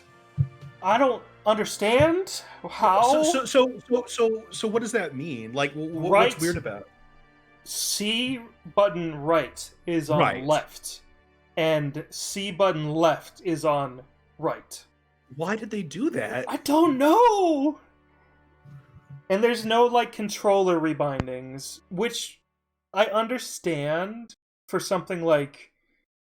I don't fucking understand it at all, actually, because Mario 64, Mario Sunshine, and Mario Galaxy, all three of those have actions that are on multiple buttons. Like, A and B is jump in all three of the games. And like, why is there no controller remapping? Come on! All the emulators on Switch have been like a super big disappointment. Yeah, Wii U had some really nice options for all of their... The Wii U emulation for N64 was kind of naff on the visual side, but it lets you rebind every single button, which was great. Well, because that was just a function of the virtual console, right? Yeah. Yeah. It's so bizarre how downhill we've gone. I think too. I haven't played it yet, but having played other versions, emulated versions of Mario 64 on Nintendo hardware, Mario 64 cameras bad compared to modern cameras, but it's also comparatively. Yes, but it's also not bound in the same way. It's about switching the view from Lakitu. Like, you're not actually moving an invisible camera around Mario. And when you map that to a second stick, so when you map it to a second stick, it doesn't really translate as well in your mind. I feel like it makes the camera seem worse than if it's a button. The buttons. Putting buttons on an analog stick is always a terrible idea. It's why I hate the GameCube versions of the N64 Zelda games. Because you have to use the stick. You have to use the stick. Yeah. And I also hate the Wii Virtual Console versions of those Zelda games because you have to use the fucking stick. They couldn't, map C up and C down to buttons. They did map C down, but not C up. They just doubled C down for some reason, when you could have easily put C up on, like, L on the classic controller. But regardless, the digital input does not translate to analog. It feels stiff. and terrible, when if they put them on, like, I don't know, the triggers or the shoulder buttons, it would have been fine. I agree. I haven't, like I said, I haven't played the collection. I haven't bought the collection because I already own these games a lot. I'm fine with not buying them again. Right. Maybe one day. Like, I don't know. We'll see. I also don't believe Nintendo when they say that this is going away in the vault forever. I don't believe that. I'm pretty sure that's PR speak. It's so people buy it now, and they'll just be like digital versions available on the eShop later of each game individually. Or they'll rebrand it somehow or sell them individually or something. They're probably going to sell them individually, and I guarantee Mario Sunshine and Galaxy will be $30. Yeah, it's going to be something like that. But I also feel like there's so many copies out there. Like, you can still go out to a store and buy them, even though scalpers took so much, that there's going to be a ridiculous secondhand market for it too. So I'm not worried. The game's not going to disappear. If you think about it, all games are limited run. Yeah, you know, in the grand scheme of thing, everything will disappear. We're all gonna die. Everything ends at some point. You know, I'm just glad that Sunshine got a re-release because it's never been re-released. That's the main thing I wanted. It's just like it or hate it, more people are gonna get to experience it now. I feel like the Sunshine re-release is like poor though. It's the worst part of the collection in my mind. In your because experience? they both made that really awkward edit to the tutorial video, which is so awkward. But more so, the controls are not great. The way they translated the controls were not great. The shooting flood thing being on 2 buttons, that's fine. But I have more beef with the fact that the dedicated action button to talk to people is also now jump, and I don't understand it. Yeah, that's weird. Did they not have the... That's weird. Why would they do that? Yeah, it doesn't need to be jump too. Why? Yeah, I'm sorry, Nantenjek. Sunshine is the worst part of the collection. It's also the worst game of the 3 anyway. Well, because didn't Sunshine on the GameCube, right? Didn't you talk to people with B, which was that button that just let you kind of like stomp in place for no reason? Uh-huh. Why don't they have that still? I don't know. It's A now. That's weird. I said I have the collection now. I just got it a couple days ago. I haven't broken it open yet. So that's too bad. But the Galaxy port is kind of sort of impressive because it still feels like a modern game, even though the graphics are a little dated. It just feels really nice to play. But the big problem with that is that they mapped the cursor to motion controls, and it is kind of jank, and there is no option to use the second control stick because they mapped the fucking D-pad to the control stick. Why? That's fine. I'd rather it be motion anyway. Yeah, well, the option would be good. Shut up, humiliation kink. Thanks. Yeah. I hope Humiliation Kink is playable in Hyrule Warriors Age of Calamity. Oh man, if I'm in the game, I gotta play it. I mean, otherwise, I think 64 plays fine. The camera's a little weird at first, but like I got used to it almost immediately. 64 is fine. I don't know. Sunshine Like, is fine. Listen, I get it, gamers. Like the "don't think it, don't say it" version of Mario 64 came out this year, and it's like, you know, oh my god, it's like this is the way Mario 64 should be played. I've played it. I've played the Wii U VC version of 64, and I played this version. At this point, either my gamer brain has like advanced so much that like it's not that big of a deal. So or like, it's not that big of a deal. some people can't notice frame pacing issues or input delay as well as other people. And the input delay in the Wii U Virtual Console version of every N64 The Wii U Virtual Console is actually version is terrible. It's like the worst version of those three. Yeah, it's the input even delay then, and I think it's just the way visuals. Mario 64 works, regardless. That it's just like I've never really had that big of an issue with it. Like, because I just wahoo, and I'm good. Like, I'm fine. Yeah, Mario 64 is fine on the collection. Sunshine is fine. Galaxy fares the best of the three, but like the human mind can only see 5 frames per second.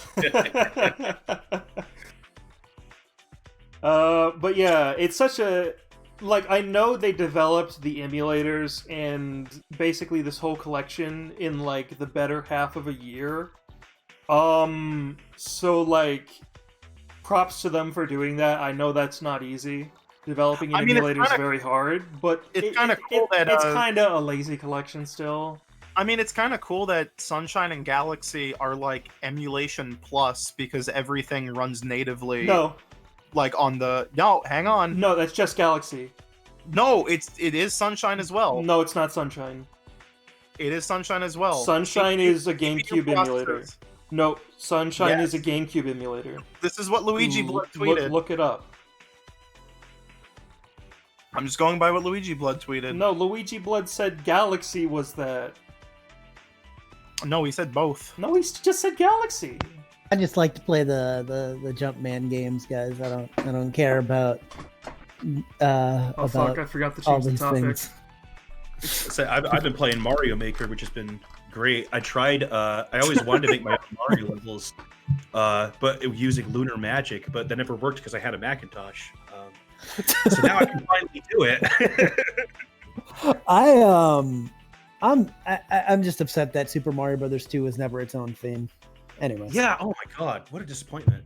Yeah. I mean, I get it. People are like, well, you can still do essentially the same thing with a blah blah mushroom, but I'm like, yeah, but then you're making maps where people have to play, perfectly, or you have to put a bunch of mushroom respawns in just in case. Everywhere.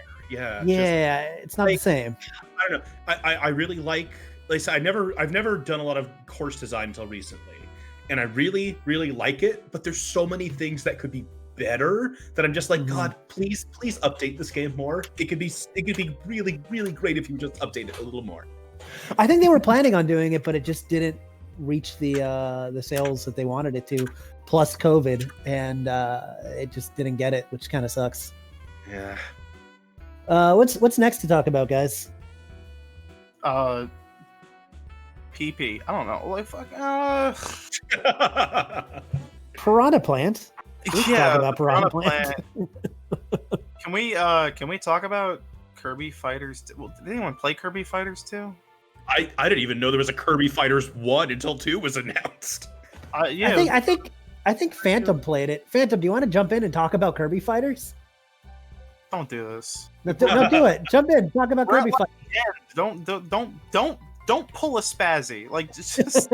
I want to know more about Kirby Fighters. Damn it! Hey guys, I'm jumping in. I just wanted to say, like, that's your thing. That's what you do. That is my thing. But I can invite other people to do it. I can extend that to be my thing.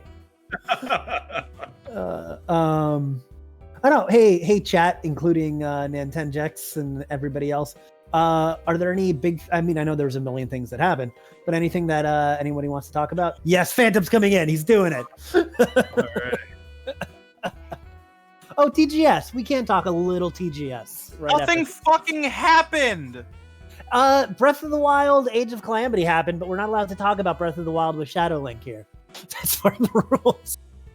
I think No, the it's game okay. It's a different game, That's right? that's not in the name. You're good. All right, cool. Okay. Let's talk about it. I think it looks pretty sweet. I think excited. I'm very excited. Because I think that Breath of the Wild, the interesting part of the story already happened, so now we'll actually be able to experience that. Yeah. Yeah, I think you're right. Yeah, I find that to be pretty exciting. I also enjoy with that I think Impa looks awesome. I like that they made her like straight up Naruto ninja. They took a lot of the Yiga clan stuff, but that makes sense because the Yiga are the Sheikah. So obviously they would use a lot of the same type of maneuvers. I think she looks pretty cool. A lot of people, yeah. I want her for Smash now. I tweeted out. I said, I'm like, give me a double reveal with her and Ryu Hayabusa with the Ninja Gaiden 1 cutscene. Yeah, I'm like, where they run at each other. Do it. Just have put all the ninjas. The rest of the fighter pass can be ninjas, and I will be happy. There we go. Yeah, we got 5 slots, right? So we get Ryu Hayabusa, Impa, Goemon. Who else? Sub-Zero, obviously. Sub-Zero, there we go. That's 4 ninjas so far. And Strider. Strider, perfect. There we go. we get our Capcom rep. It's Strider. Yeah, I think that's the way to go. We're not doing this whole Phoenix versus Dante thing anymore. Screw that. Strider. 2B. 2B. Yeah, I mean, there really wasn't anything else shown at TGS, right? Like, Virtual Fighter didn't happen. The BWS thing, Virtual Fighter happened. No, they said Virtual Fighter was going to happen. That's different from Virtual Fighter happening. Hey, Colin. Phantom messaged Luigi Blood, and he says Sunshine is using a GameCube emulator. Okay. Good morning. Isn't there a bunch of GameCube games that are tied to that emulator somehow? That there's a list someone has? No, that's N64. That's the N64 emulator because it's the same one.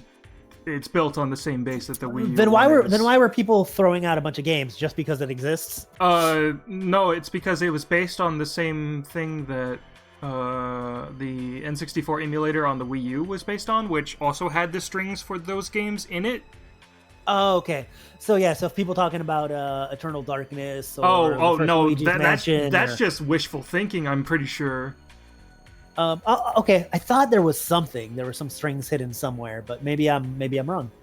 No, I'm pretty sure. I think I'd remember if I saw that, but I may not have seen it, so I don't know. So good news, guys! We have our special Kirby Fighters correspondent on to tell us what he thinks of the game. Hi, Phantom.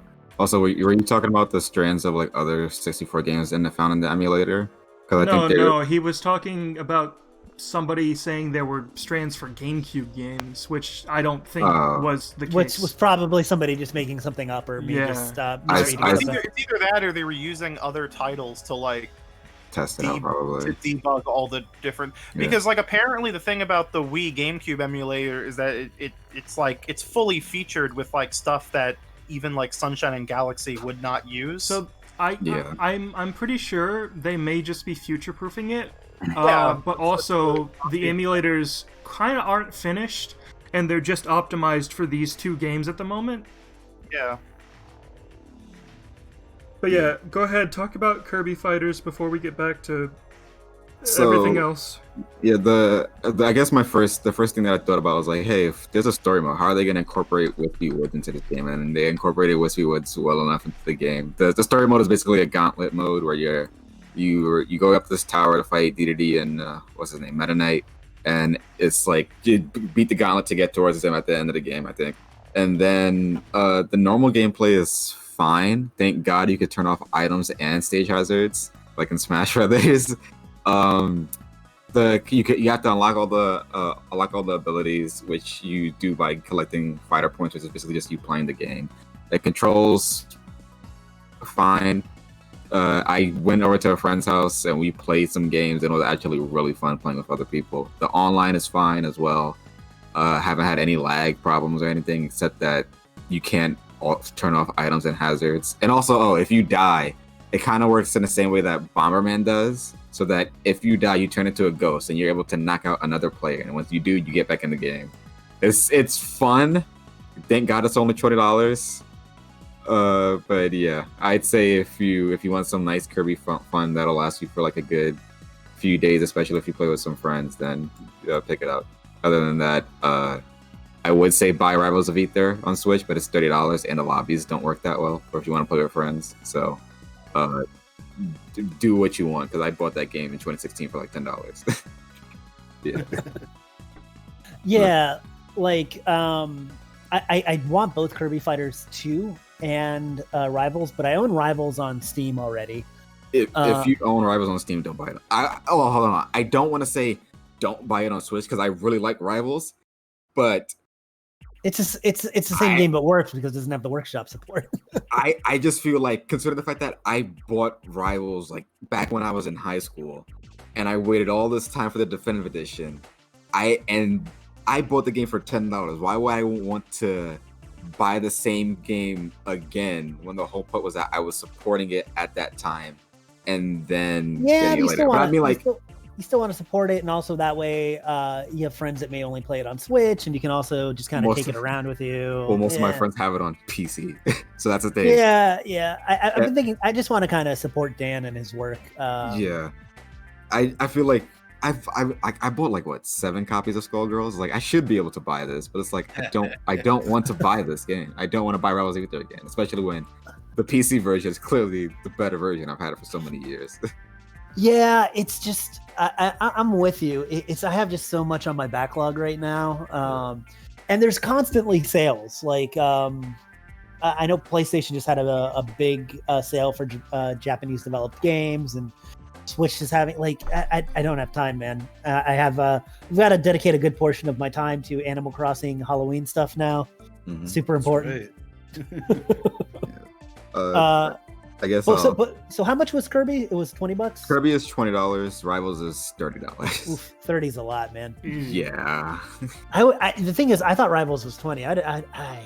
If Rivals was 20, I definitely would have picked it up. I was like, you know what? It's just $20. I'll cut it. But it's like $30. That's it. Even if it's just There's $10 a more difference between like $20 and $30. I mean, $20 has its own bill, you know. Yeah, there's no $30 bill, man. How am I gonna pay for this? I'm gonna have to bust out a 10. That's nonsense. $10 is a nice bills? Lunch.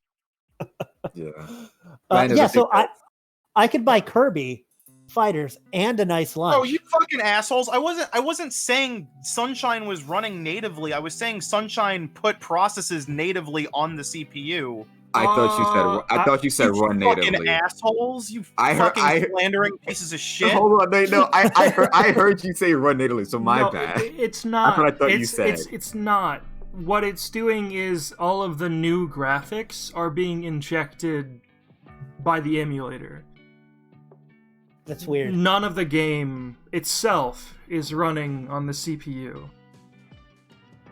That's weird. Anyways, I think that's enough Kirby Fighters talk, and I guess also a little bit of Rivals. I can take my leave now. Also, I really hope Resident Evil 8 comes to the Switch with cloud version. Thank you my god! I thought you learned. I do have a feeling if Fighters sells well, in particular, that there might be some free updates in the future with more Fighters. That just seems like a natural fit, but it just depends. I mean, they may have some planned already, but I have no idea how Fighters is doing. I don't know. They dropped it out of nowhere too. It's like, is this something that they are planning on updating and keeping up with, or just like, oh yeah, here's a thing we made. Have fun. Yeah, just like we have no idea how we want to release this. Here you go. Here, new Kirby. Oh yeah, at the time we were gone, they announced Devil May Cry 5 Special Edition, which is not coming to PC. So I went from extremely hype in 1 minute to disappointed. Devil May Cry 5 Special Edition costs at minimum $350. Thank you very much, Capcom. No, it's $40.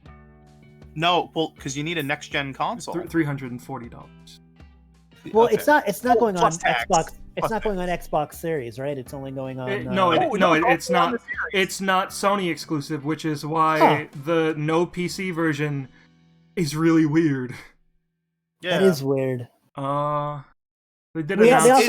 also showed off Final Fantasy 16, to which I was like, that sure is Final Fantasy 16. Oh yeah. Conference worded it like really stupidly because they were like available digitally at launch, but like it made it look like it was an exclusive, but it wasn't. It's on both. They just don't have a physical copy ready yet, which is also really fucking weird. Okay. But yeah, it's also on PS. It's also on Xbox Series S and X. Yep. It's Okay. super goddamn weird. So Hyrule Warriors 2. Yes. Yes. Do we know the role of that like baby guardian yet? Like, I'm pretty sure.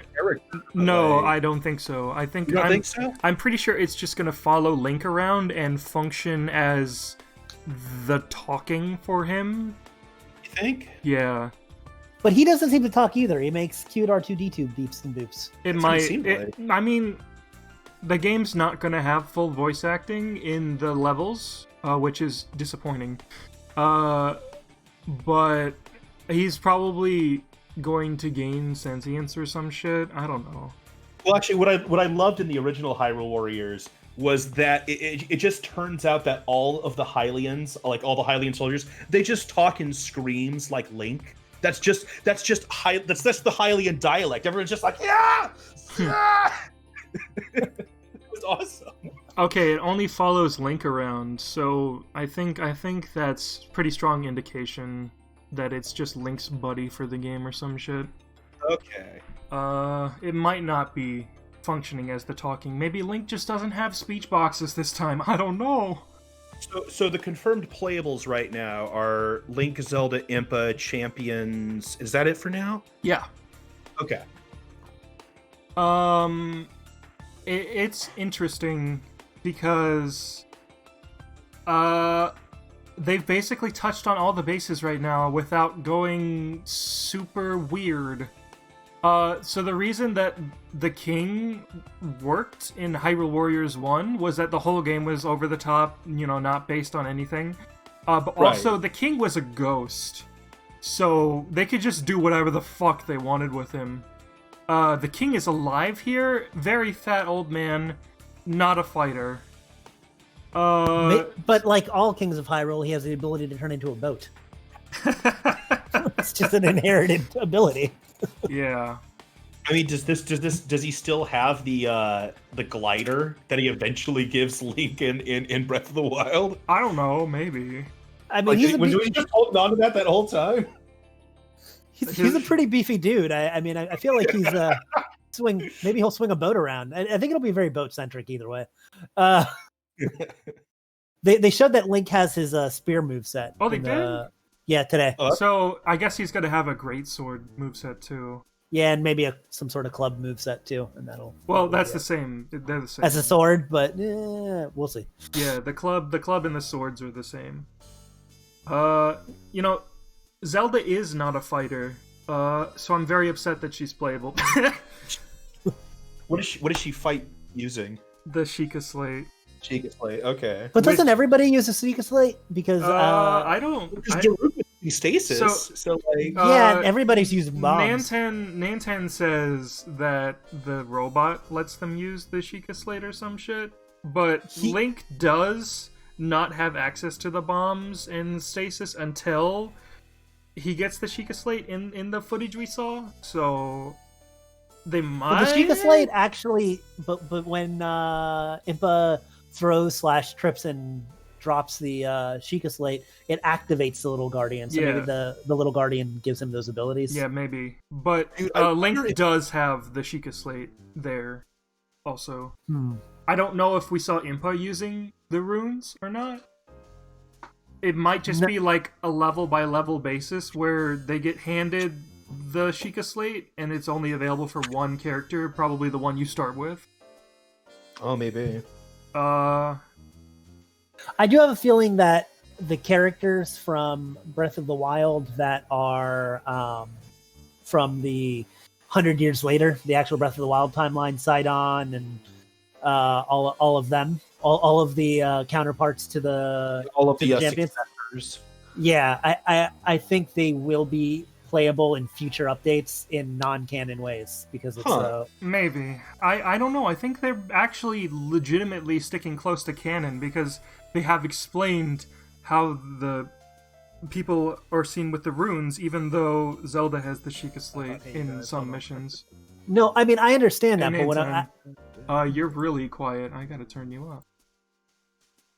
But I think it's just going to be like bonus content that doesn't matter. Like here's some extra characters after you finish the game. Stuff, I'm here now. Hello. I just wanted to jump in because you guys were talking about Hyrule Warriors, and I had a few things I wanted to say. Okay, go for it. Sorry for the invasion. So I've watched all the footage, so everyone has access to the Sheikah Slate things. We saw Impa use it this morning, and Daruk used it as well. Okay, in the same mission. Yeah, all in the same mission. Okay. So the way it works is that everyone has access to all 4 of them. So bombs, freeze, stasis, and magnesis. Okay. But they all use it in different ways. So with magnesis, for example, Link can pick up objects and use the magnetic power to like rip enemy weapons off them, and then swings them all around and throws it. Whereas Impa brings all the weapons to her and makes basically a gigantic sword that she then uses to just smack people around. Okay. And that's how stuff like that works. With stasis as well, like Zelda can just freeze like one opponent and keep them locked there, whereas I think Impa freezes a group of enemies and then wails on them until the little arrows appear behind them, and then when they finish stasis, they go flying off and hit other enemies in the distance. So that makes sense, because I remember seeing Daruk when I was looking at his stuff today use the bomb rune just by throwing a handful of bombs in like an arc, as opposed to how Link uses them. Link lobs a bomb really, really far. Yeah. I think throws him up into the sky so he can do aerial attacks. Where I think it's different. I think in the footage we saw of what I assume is the first level with just Link and Impa. Yes. I don't think Impa had access to the Sheikah Slates in that mission. No, I just don't think they used them, because the footage this morning that aired at like 9 a.m. for me, which was like 4 in the morning for you guys. They showed her inventory though, and she had the fire rod, which is in the same place as the Sheikah Slates. Well, this is the thing. So in the footage this morning, Daruk had the runes because he used them, but he also had the fire and ice rod. Oh no! What I'm saying is, maybe during the course of the game, they will get more Sheikah Slates or some shit. Oh yeah, I mean, when Link starts at the beginning, he only has ice and bomb, and he clearly unlocks them later on. The characters clearly unlock different stuff, because Link in the footage this morning had magnesis but not stasis, but Impa had stasis. Okay. That makes sense. Magnesis. So they're clearly unlocked separately for each character, but everyone gets access to them. Okay. And items like the fire rod and ice rod and food, like the apple, are items that everyone can use, which is really silly when Daruk uses the fire rod, because it's really tiny. So he holds it with like 2 fingers. But those are weapons that can break. Those have durability, but they do like one particular thing. Like, so the rods. Okay. You see like an area of effect appear, and you can decide where a big ball of fire or the enemies in this circle will freeze when it goes. That's a good way to implement I get that. it. Yeah, but those items that makes more sense. Apples are obviously healing items. Just what's you run out once you've healed enough times. What's the fucking freeze pillar called? Cryos. Cryonicis. Yeah. That one, the implementation of that one's pretty weird, because you can just use it anywhere. Yeah, you just like launch up into the sky. Yeah. Yeah. Just claim that with the little robot around, the Sheikah tablets are stronger somehow. So, what do you think? Whoa. What do you, sorry about that. What do you think, Nan? For that phone ringing got me totally off my game. Damn, I don't even know what I was saying anymore. It was a question specifically to you about. The robot, the little helper guy. What do you think he is? He's just like a in-universe reason that characters can use the runes. I don't think he's going to be playable, because that's what I initially thought. He has only followed Link around, which is really odd, because everyone can use the runes. But I think it's just a gameplay thing, because not everyone has a Sheikah tablet, and the runes only become available when that robot activates. So I think he doesn't speak either. Like, he hasn't spoken in any of the footage we've seen. Okay. So I think he's just gonna sort of be used for story reasons, for research, and just to explain how people can get sudden access to the runes, but not permanent access. Maybe there'll be a playable guardian at one point. I don't know, but I don't think it's gonna be the small one. That would be cool. I just don't. Maybe they could do like a Ganon's Fury mode, where you just have a giant guardian running around. That would be fun. Yeah, that would be fun. Do you think that by the end of the game, the baby guardian's going to turn on you? Probably yes. Probably. He'll either It's gonna be silly. He'll either turn on you, or he'll be the only one that doesn't. Yeah. He'll be the one that kills the king. I don't know. I think the Baby Guardian could be there to sort of be for Breath of the Wild too, and might actually have more implementation in that game, and they just Maybe. want to introduce him here. Maybe. Wow, that'd be something if they connected it that way. Yeah. Who do you Feels like a good think reason for is that. possible for a playable character? Because we've Has to. gotten pretty much It's gonna- everyone at this point. Like Yes. everyone major. So I Has think to. there's Has to, man. so Come I on.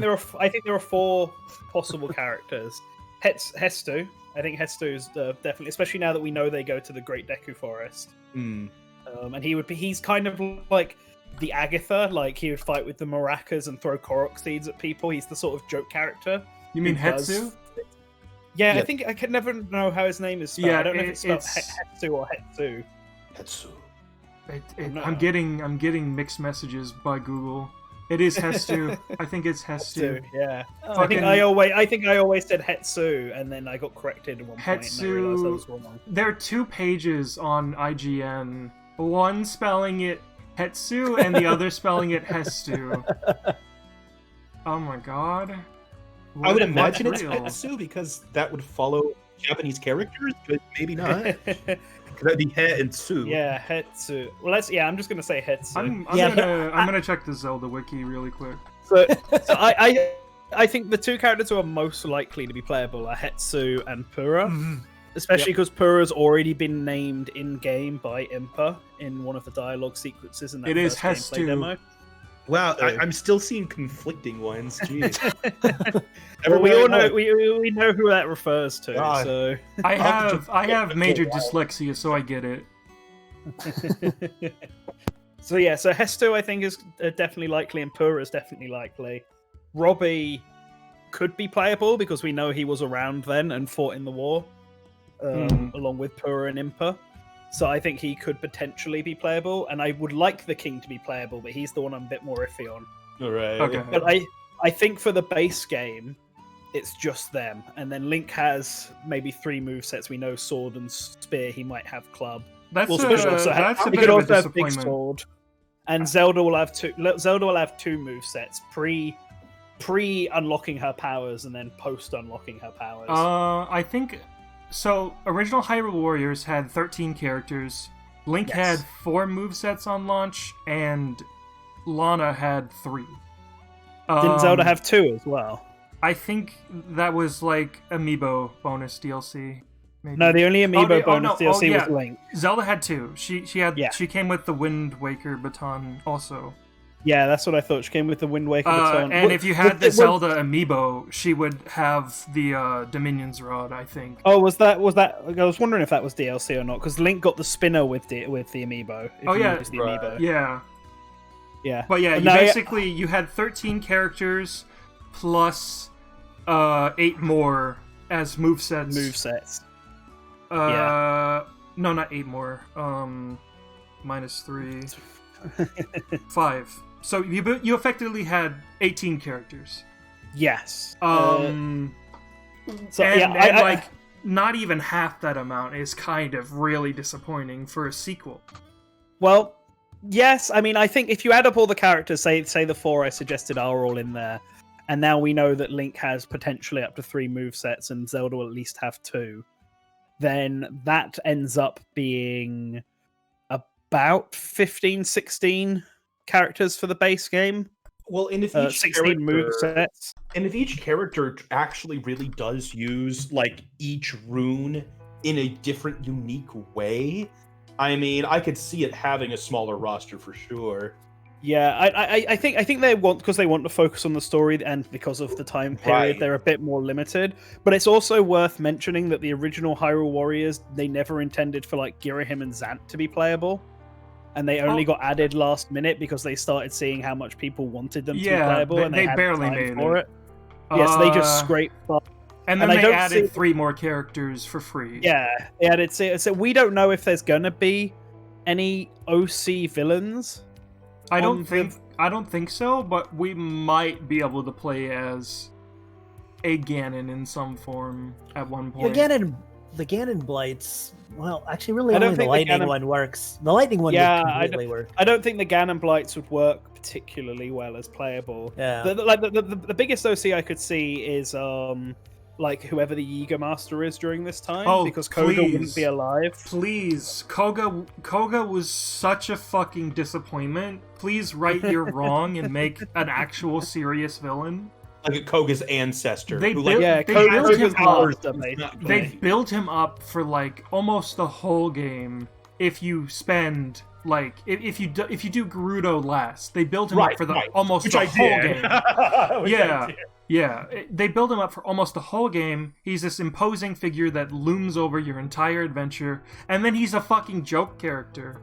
I don't know. I kind of like that. I kind of like Koga because he's just like you have all these really tough fucking Yiga guy, and then he's A like lot this of fat opinions this as well. fat guy who gets really mad and like does really bizarre magic. I don't think it was the right place for a joke character.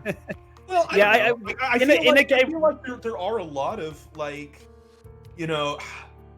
I mean, I get where Matt's examples coming of that kind of thing, where you have these organizations that are like actually terrifying and scary, but then the person at the top is just an idiot.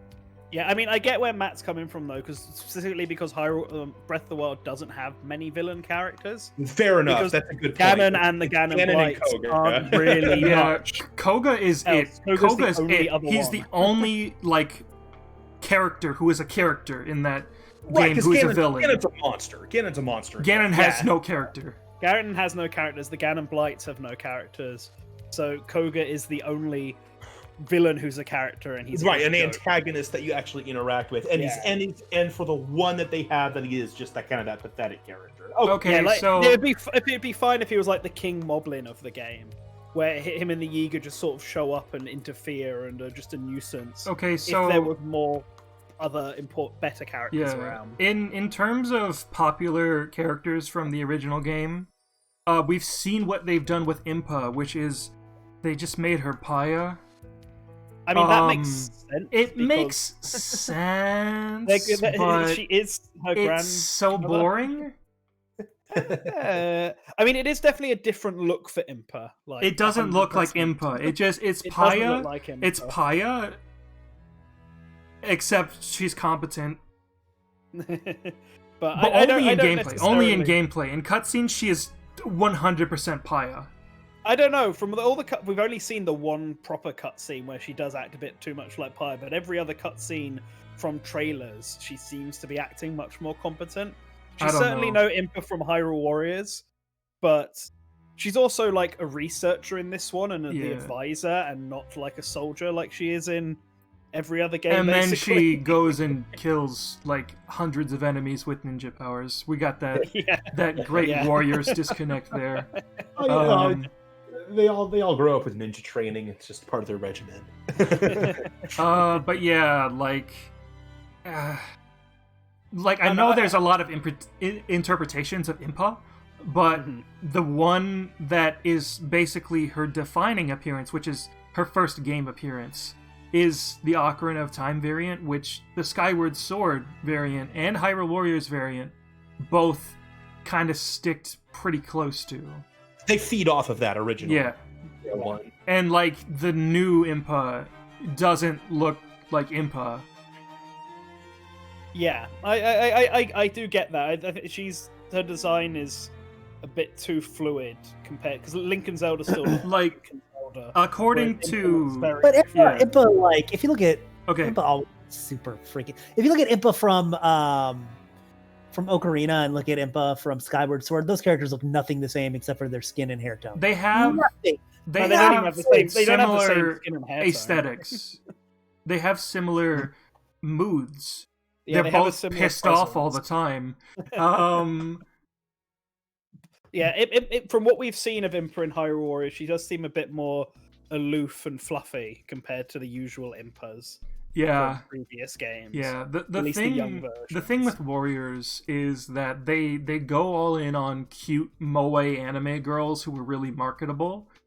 We definitely saw that in the original Hyrule Warriors. The OC was Oh, a yeah, we cute did. moe anime girl. Well, gosh, who was the and then the villain was something else. Oh yeah, the villain single-handedly got that game rated T. Yeah. Because all of the descriptions mention her in great detail on the ESRB website. And then but her whole motivation was like, oh, she had a crush on Link. It's like, really? yeah, I don't know. I think that's funny, to be honest. the thing about the Warriors games with the girls though is that only started when they merged with Tecmo. Because of course it did. Yeah, they're a live influence in there. Yeah. I mean, I think it's worth noting that this Impa is the youngest Impa we've ever seen. But the thing is, She's only like 20 years old. yeah, but 20-year-olds can look older than that. I mean, yeah, they can, but I think it's just something worth pointing out, especially for a race that lives beyond. I'm fine with her being a little inexperienced and being a little more like less capable, but like, why does she look just like Paya? Well, they're related. I think that's fine, personally. I get two generations apart. I don't look like my grandfather. Yeah, but they're from a small village with little people, you know? It's I don't look like my grandfather. The genetic pool is a lot smaller. Well, maybe you should ask your grandma about that. I'm just saying.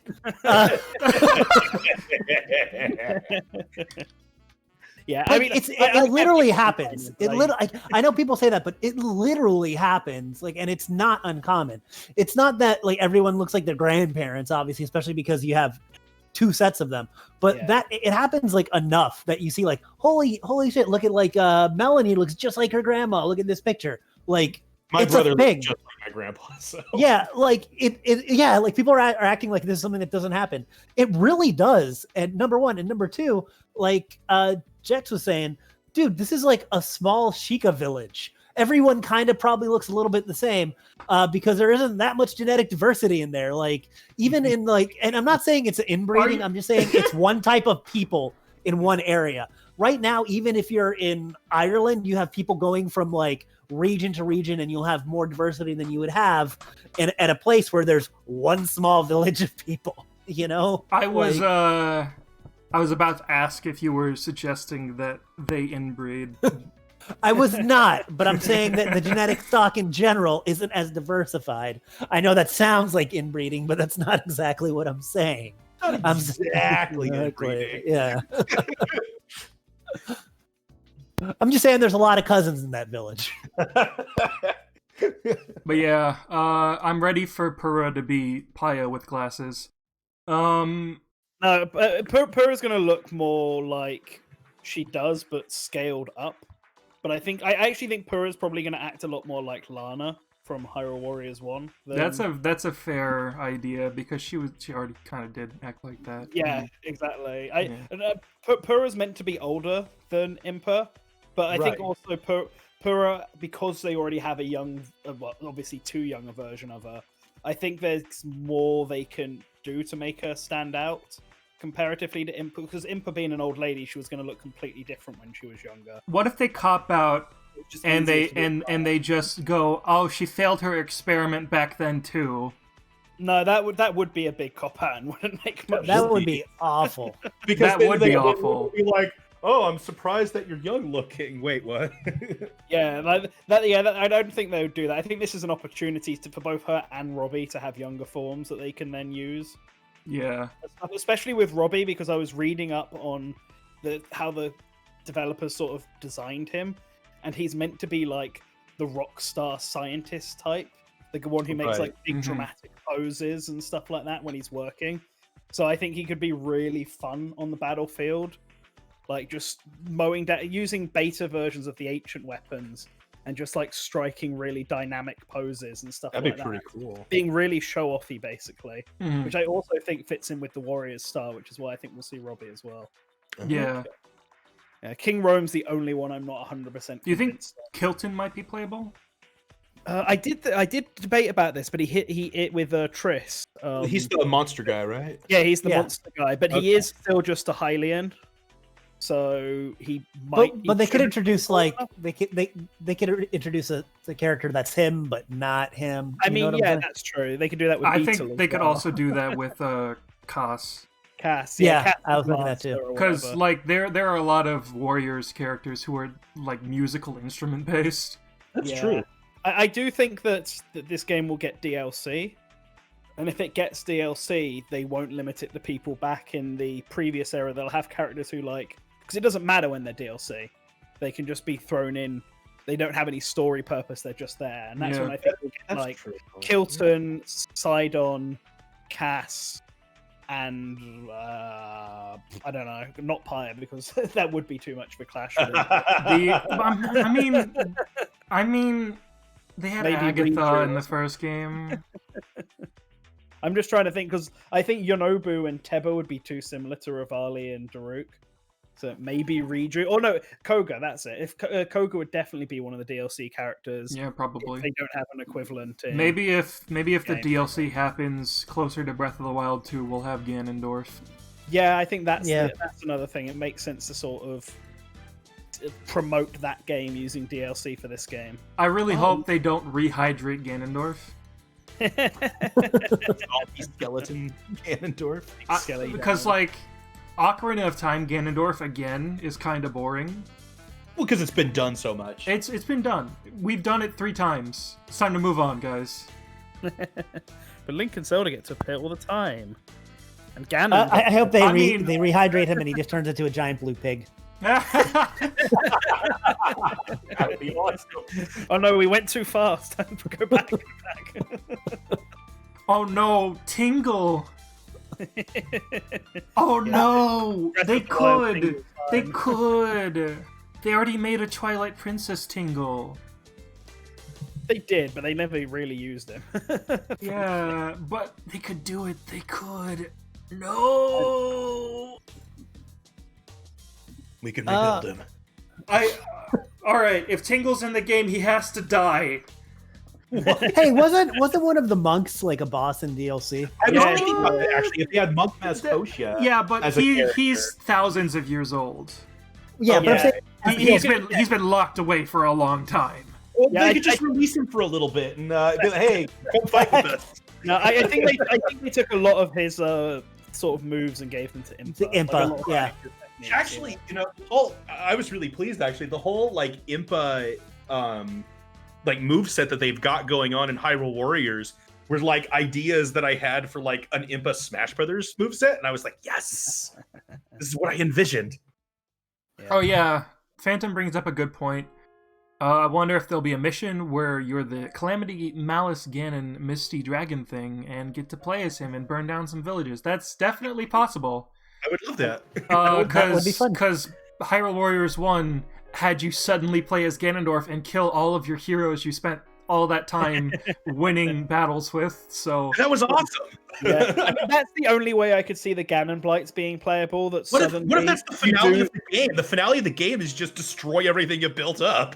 Yeah, like I could see missions happen before, like the penultimate missions where you play as each of the Ganon Blights and have to take down the 4 champions. Yeah. That'd be That would make What if- slightly slightly more sense than playing as the champions and being forced to lose. No, so the way Warriors Unless games... they had it non-stop until you die. The way Warriors games always handle character death is that you win the battle normally, and then a cutscene plays where your character dies.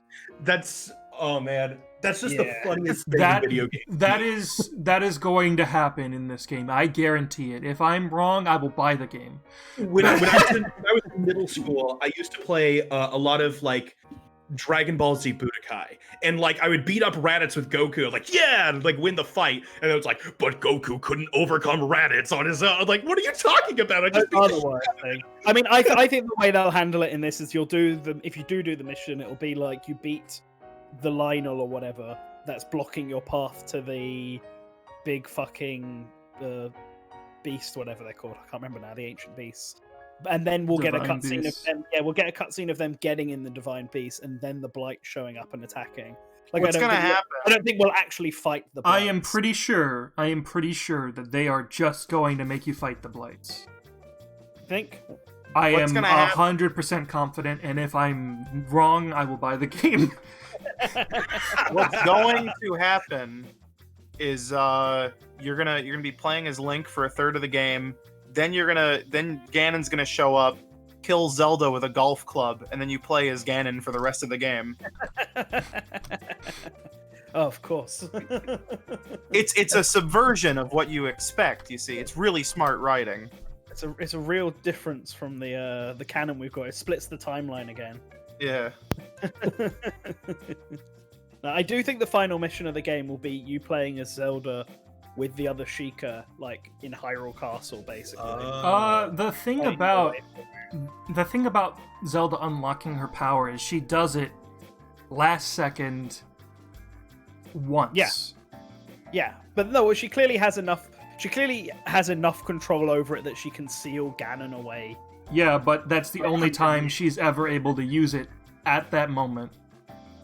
Well, we don't know if we know that, because we see her obviously use it for the first time after Link basically dies. But then we don't see anything after that. All we know is that she then took Link to the Shrine of Resurrection with Impa and Purah, left him there, then went straight to beeline to Hyrule Castle and sealed Ganon away. We don't know how much control she had over her powers, and I think for the Warriors games, they're just going to give her a new moveset where you basically raid Hyrule Castle as the final mission with the other Sheikah in tow, so that you can someone. So Phantom and then you fight Calamity Ganon as Zelda and seal them away. So Phantom says if they have the champions die on field, that'd be badass. Actually, that's the worst case scenario, because the way that they handle character deaths that are not your playable character in Warriors is that they're just scripted to die and disappear, even if they're at full health and nothing is there to kill them. They just die. And so you feel kind of cheated. The best case scenario is cutscene death. Yeah, it wouldn't make sense for that either, because they all die in completely separate places. Like, don't they die within their own? Yeah. So the way the story goes is that they go from. They die in their divine beast, and they get sealed in there by the blights. Yeah, so they see the Calamity go off when they're in the Lanayru Gorge, or whatever the fuck it's called, coming back from the mountain. They all leg it over to the Akala Citadel, where the Hylians are like pent up trying to fight Ganon's army. They lose the Akala Citadel. It's like the Hylians' last stand, quote unquote. So all the champions leg it over to their divine beasts, and Link and Zelda run to the castle.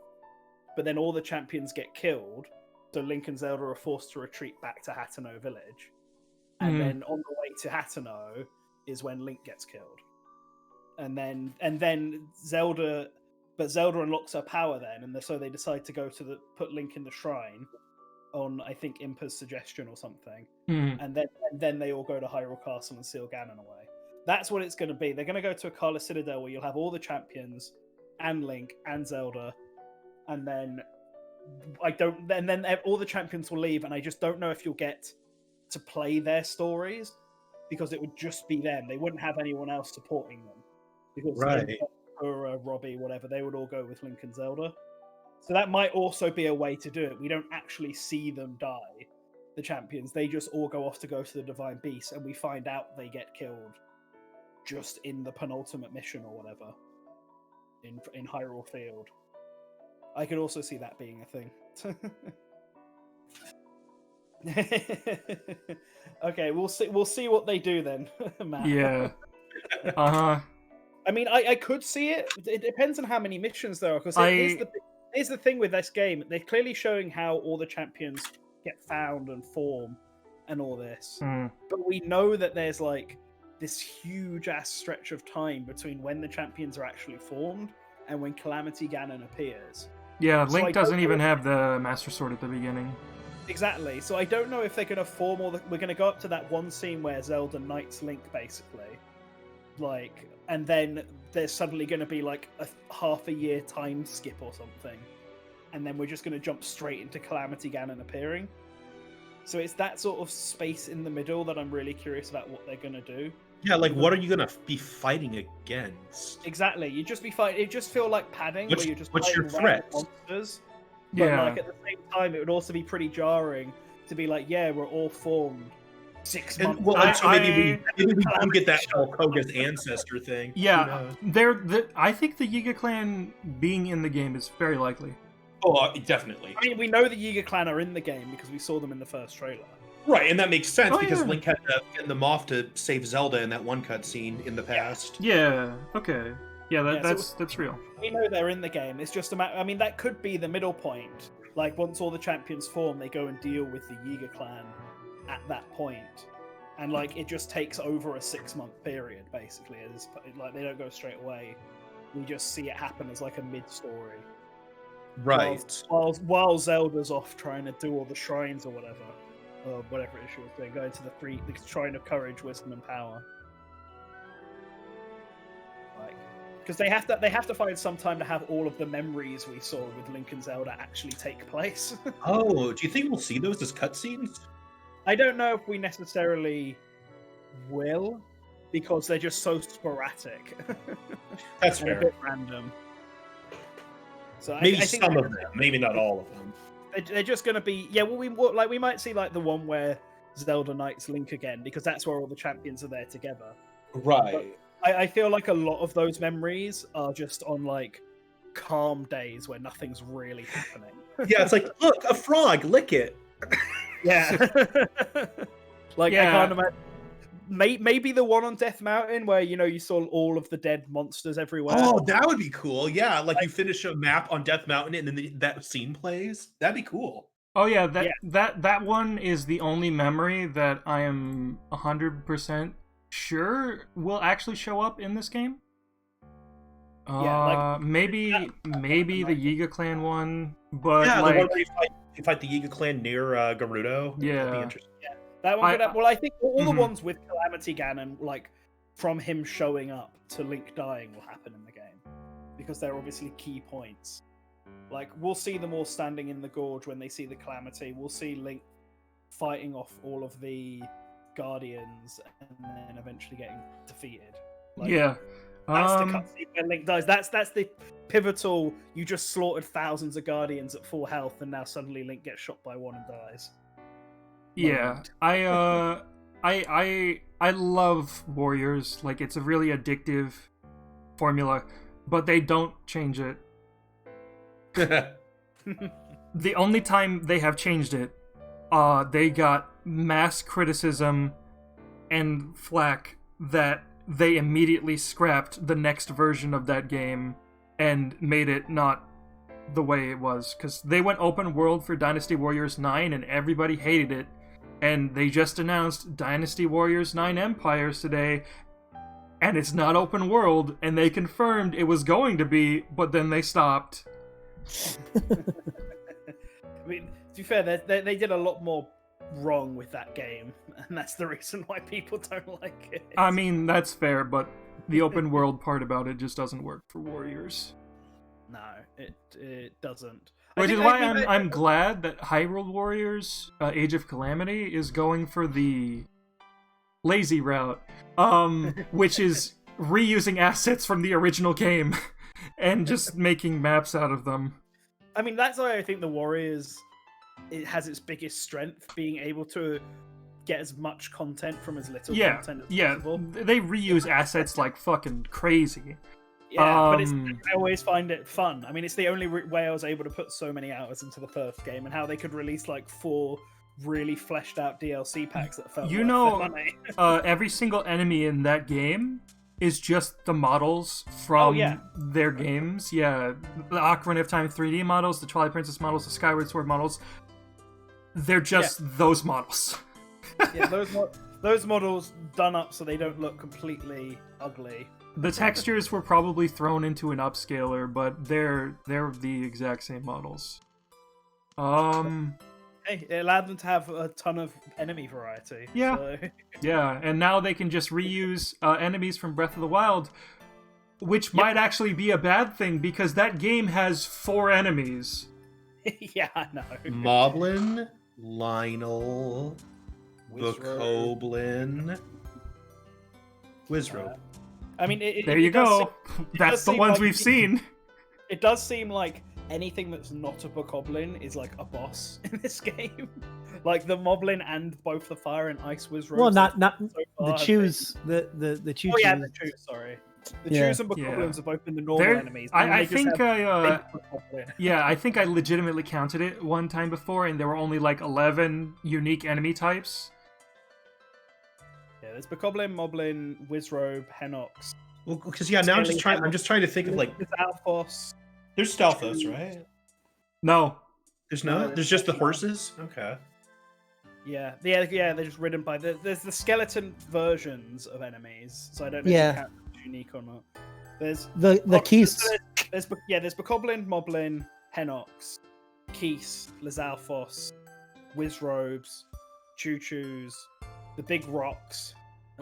Oh yeah, Moldgura, whatever it's named. Molduga. I wouldn't be surprised to see Peanuts, other Zelda and enemies. then the Yiga clan. I counted Two Henox. variants of the Yiga clan, and that's two it. variants of the Yiga clans. That's 11 That's it. so far. Yeah. I'm trying to What think. were if the there's rock any- guys are called I haven't palaces, right?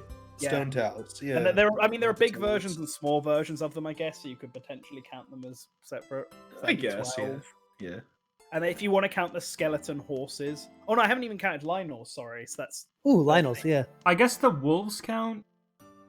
Sort of. Yeah, Oh 'cause- yeah. Especially early in the game, they count. Are those I guess- Wolfos? Oh, I haven't counted Guardians. No, they're just wolves. You And- eat and dog the- meat in that game. I haven't counted Guardians and the 3 variations of them, so that actually bumps it up to about 17. Okay. There's a little more than I remember. Yeah, there's a bit more than I remember. I think it's because of the fact that there's 3 variations of Guardians, and then Did we talk about Octoroks? Just 3. Oh, no, I forgot about the Octoroks. I forgot they were even in that game. Yeah. Well, because you could use their balloons to To float. fly, yeah. That's Yeah. cool. I Okay, 18. but yeah. Hopefully they have more enemy variety, because we've already seen that they made a Bokoblin giant for a mini boss. So Yeah, I they- hope they have more enemies. Maybe introduce some Breath of the Wild variations of, classic enemies that weren't in the game. I don't know. What would you say are the big Zelda enemies that weren't in Breath of the Wild? Dark You mean, Nuts. Dark Nuts would be my number one. Yeah, Yeah. Dark Nuts. Yeah. Stalfos aren't in the game, just Skeleton, Just the Lizalfos, Skeleton. Yeah, that's and fair. Bokoblins. Yeah. Yeah.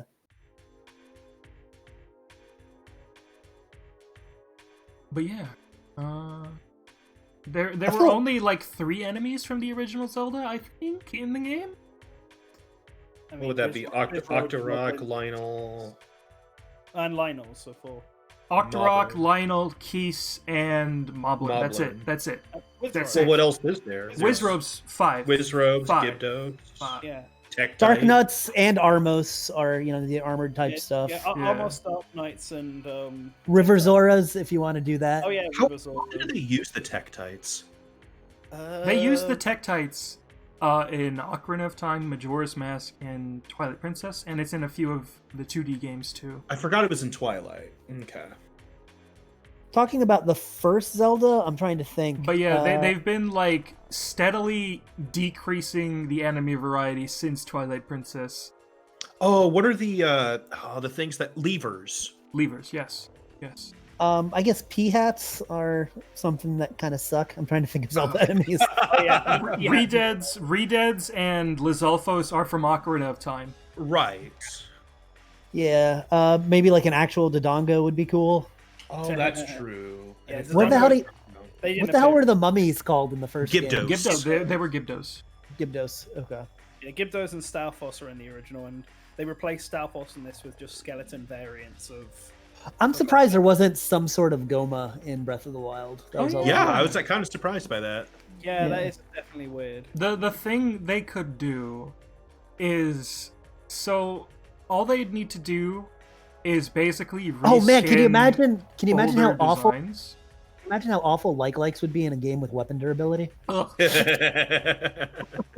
But yeah, they just need to redo older designs. Like, if you put the Ocarina of Time enemies in Breath of the Wild with the simplified texture work that's in that game, they wouldn't look out of place. Yeah. I'd be for it. I feel like what Breath of the Wild did a lot is they're all like, this enemy, but now it's electric. This enemy, Yeah. but now it's This enemy, but now it has a spear. They made the argument in interviews that they basically had 3 variants of every single enemy and they count, and it's just like, no.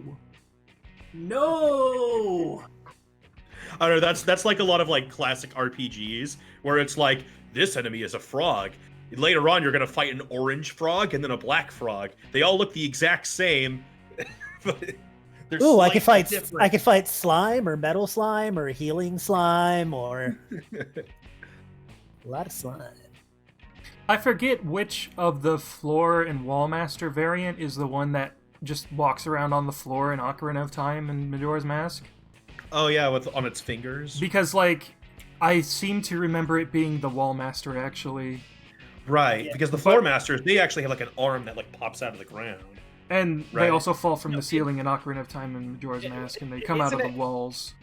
Yeah, I'm gonna say, isn't War Master in Ocarina of Time? Isn't it War Master's the one that comes from ground? Floor Master's on the floor. Yeah. And then in Yeah. Wind Waker, they made it so Floor But Master yeah. has to come out of the ground. The Yes, that's wallmaster, right. the wallmaster from Ocarina of Time and Majora's Mask could work in Breath of the Wild because that is not an enemy that transports you to the beginning of the dungeon. It is just a regular enemy that is a hand. They reuse the model. You know, it's efficient. Right, I've just jumped in completely and because I wanted to talk about Hyrule. Yeah, Warriors. you basically replaced Colin. He left. Yeah. Well, yeah, he had even to go. updated the stream. Yeah, he had to. He had to go. He had to go. All right. I mean, I don't know when you guys start. I think we're I think probably we're, gonna end we're, right we're, now. we're good to wrap it up now. Actually, Yeah. about now. I We started just at think, 10, so- All right. I just think It's almost 10 for me. 15. I had a moveset idea for Hyrule Warriors 2. I'm trying to remember it really quick. So they could have a character. There's a character in the original game that spends the entire thing like sliding around or something. I don't know. What, in the original Breath of the Wild? I think so. Spends his time sliding around. I thought there was one that like rid around on something. I don't. My brain does not work. I forgot my idea. I'll tell you, the character, that artist guy who could use a paintbrush and Right. fight with bats, whatever his name was. I don't remember his name. He's a seeker as well, yeah. Yeah. And Maybe they give me the could. option. Maybe they could like. I think I was actually going to talk about the king. Yeah, the king could have his entire moveset based around gliding. that would be fun. Kind of like the Deku leaf stuff that's in both Lana's Korok moveset and Toon Link's moveset. Yeah.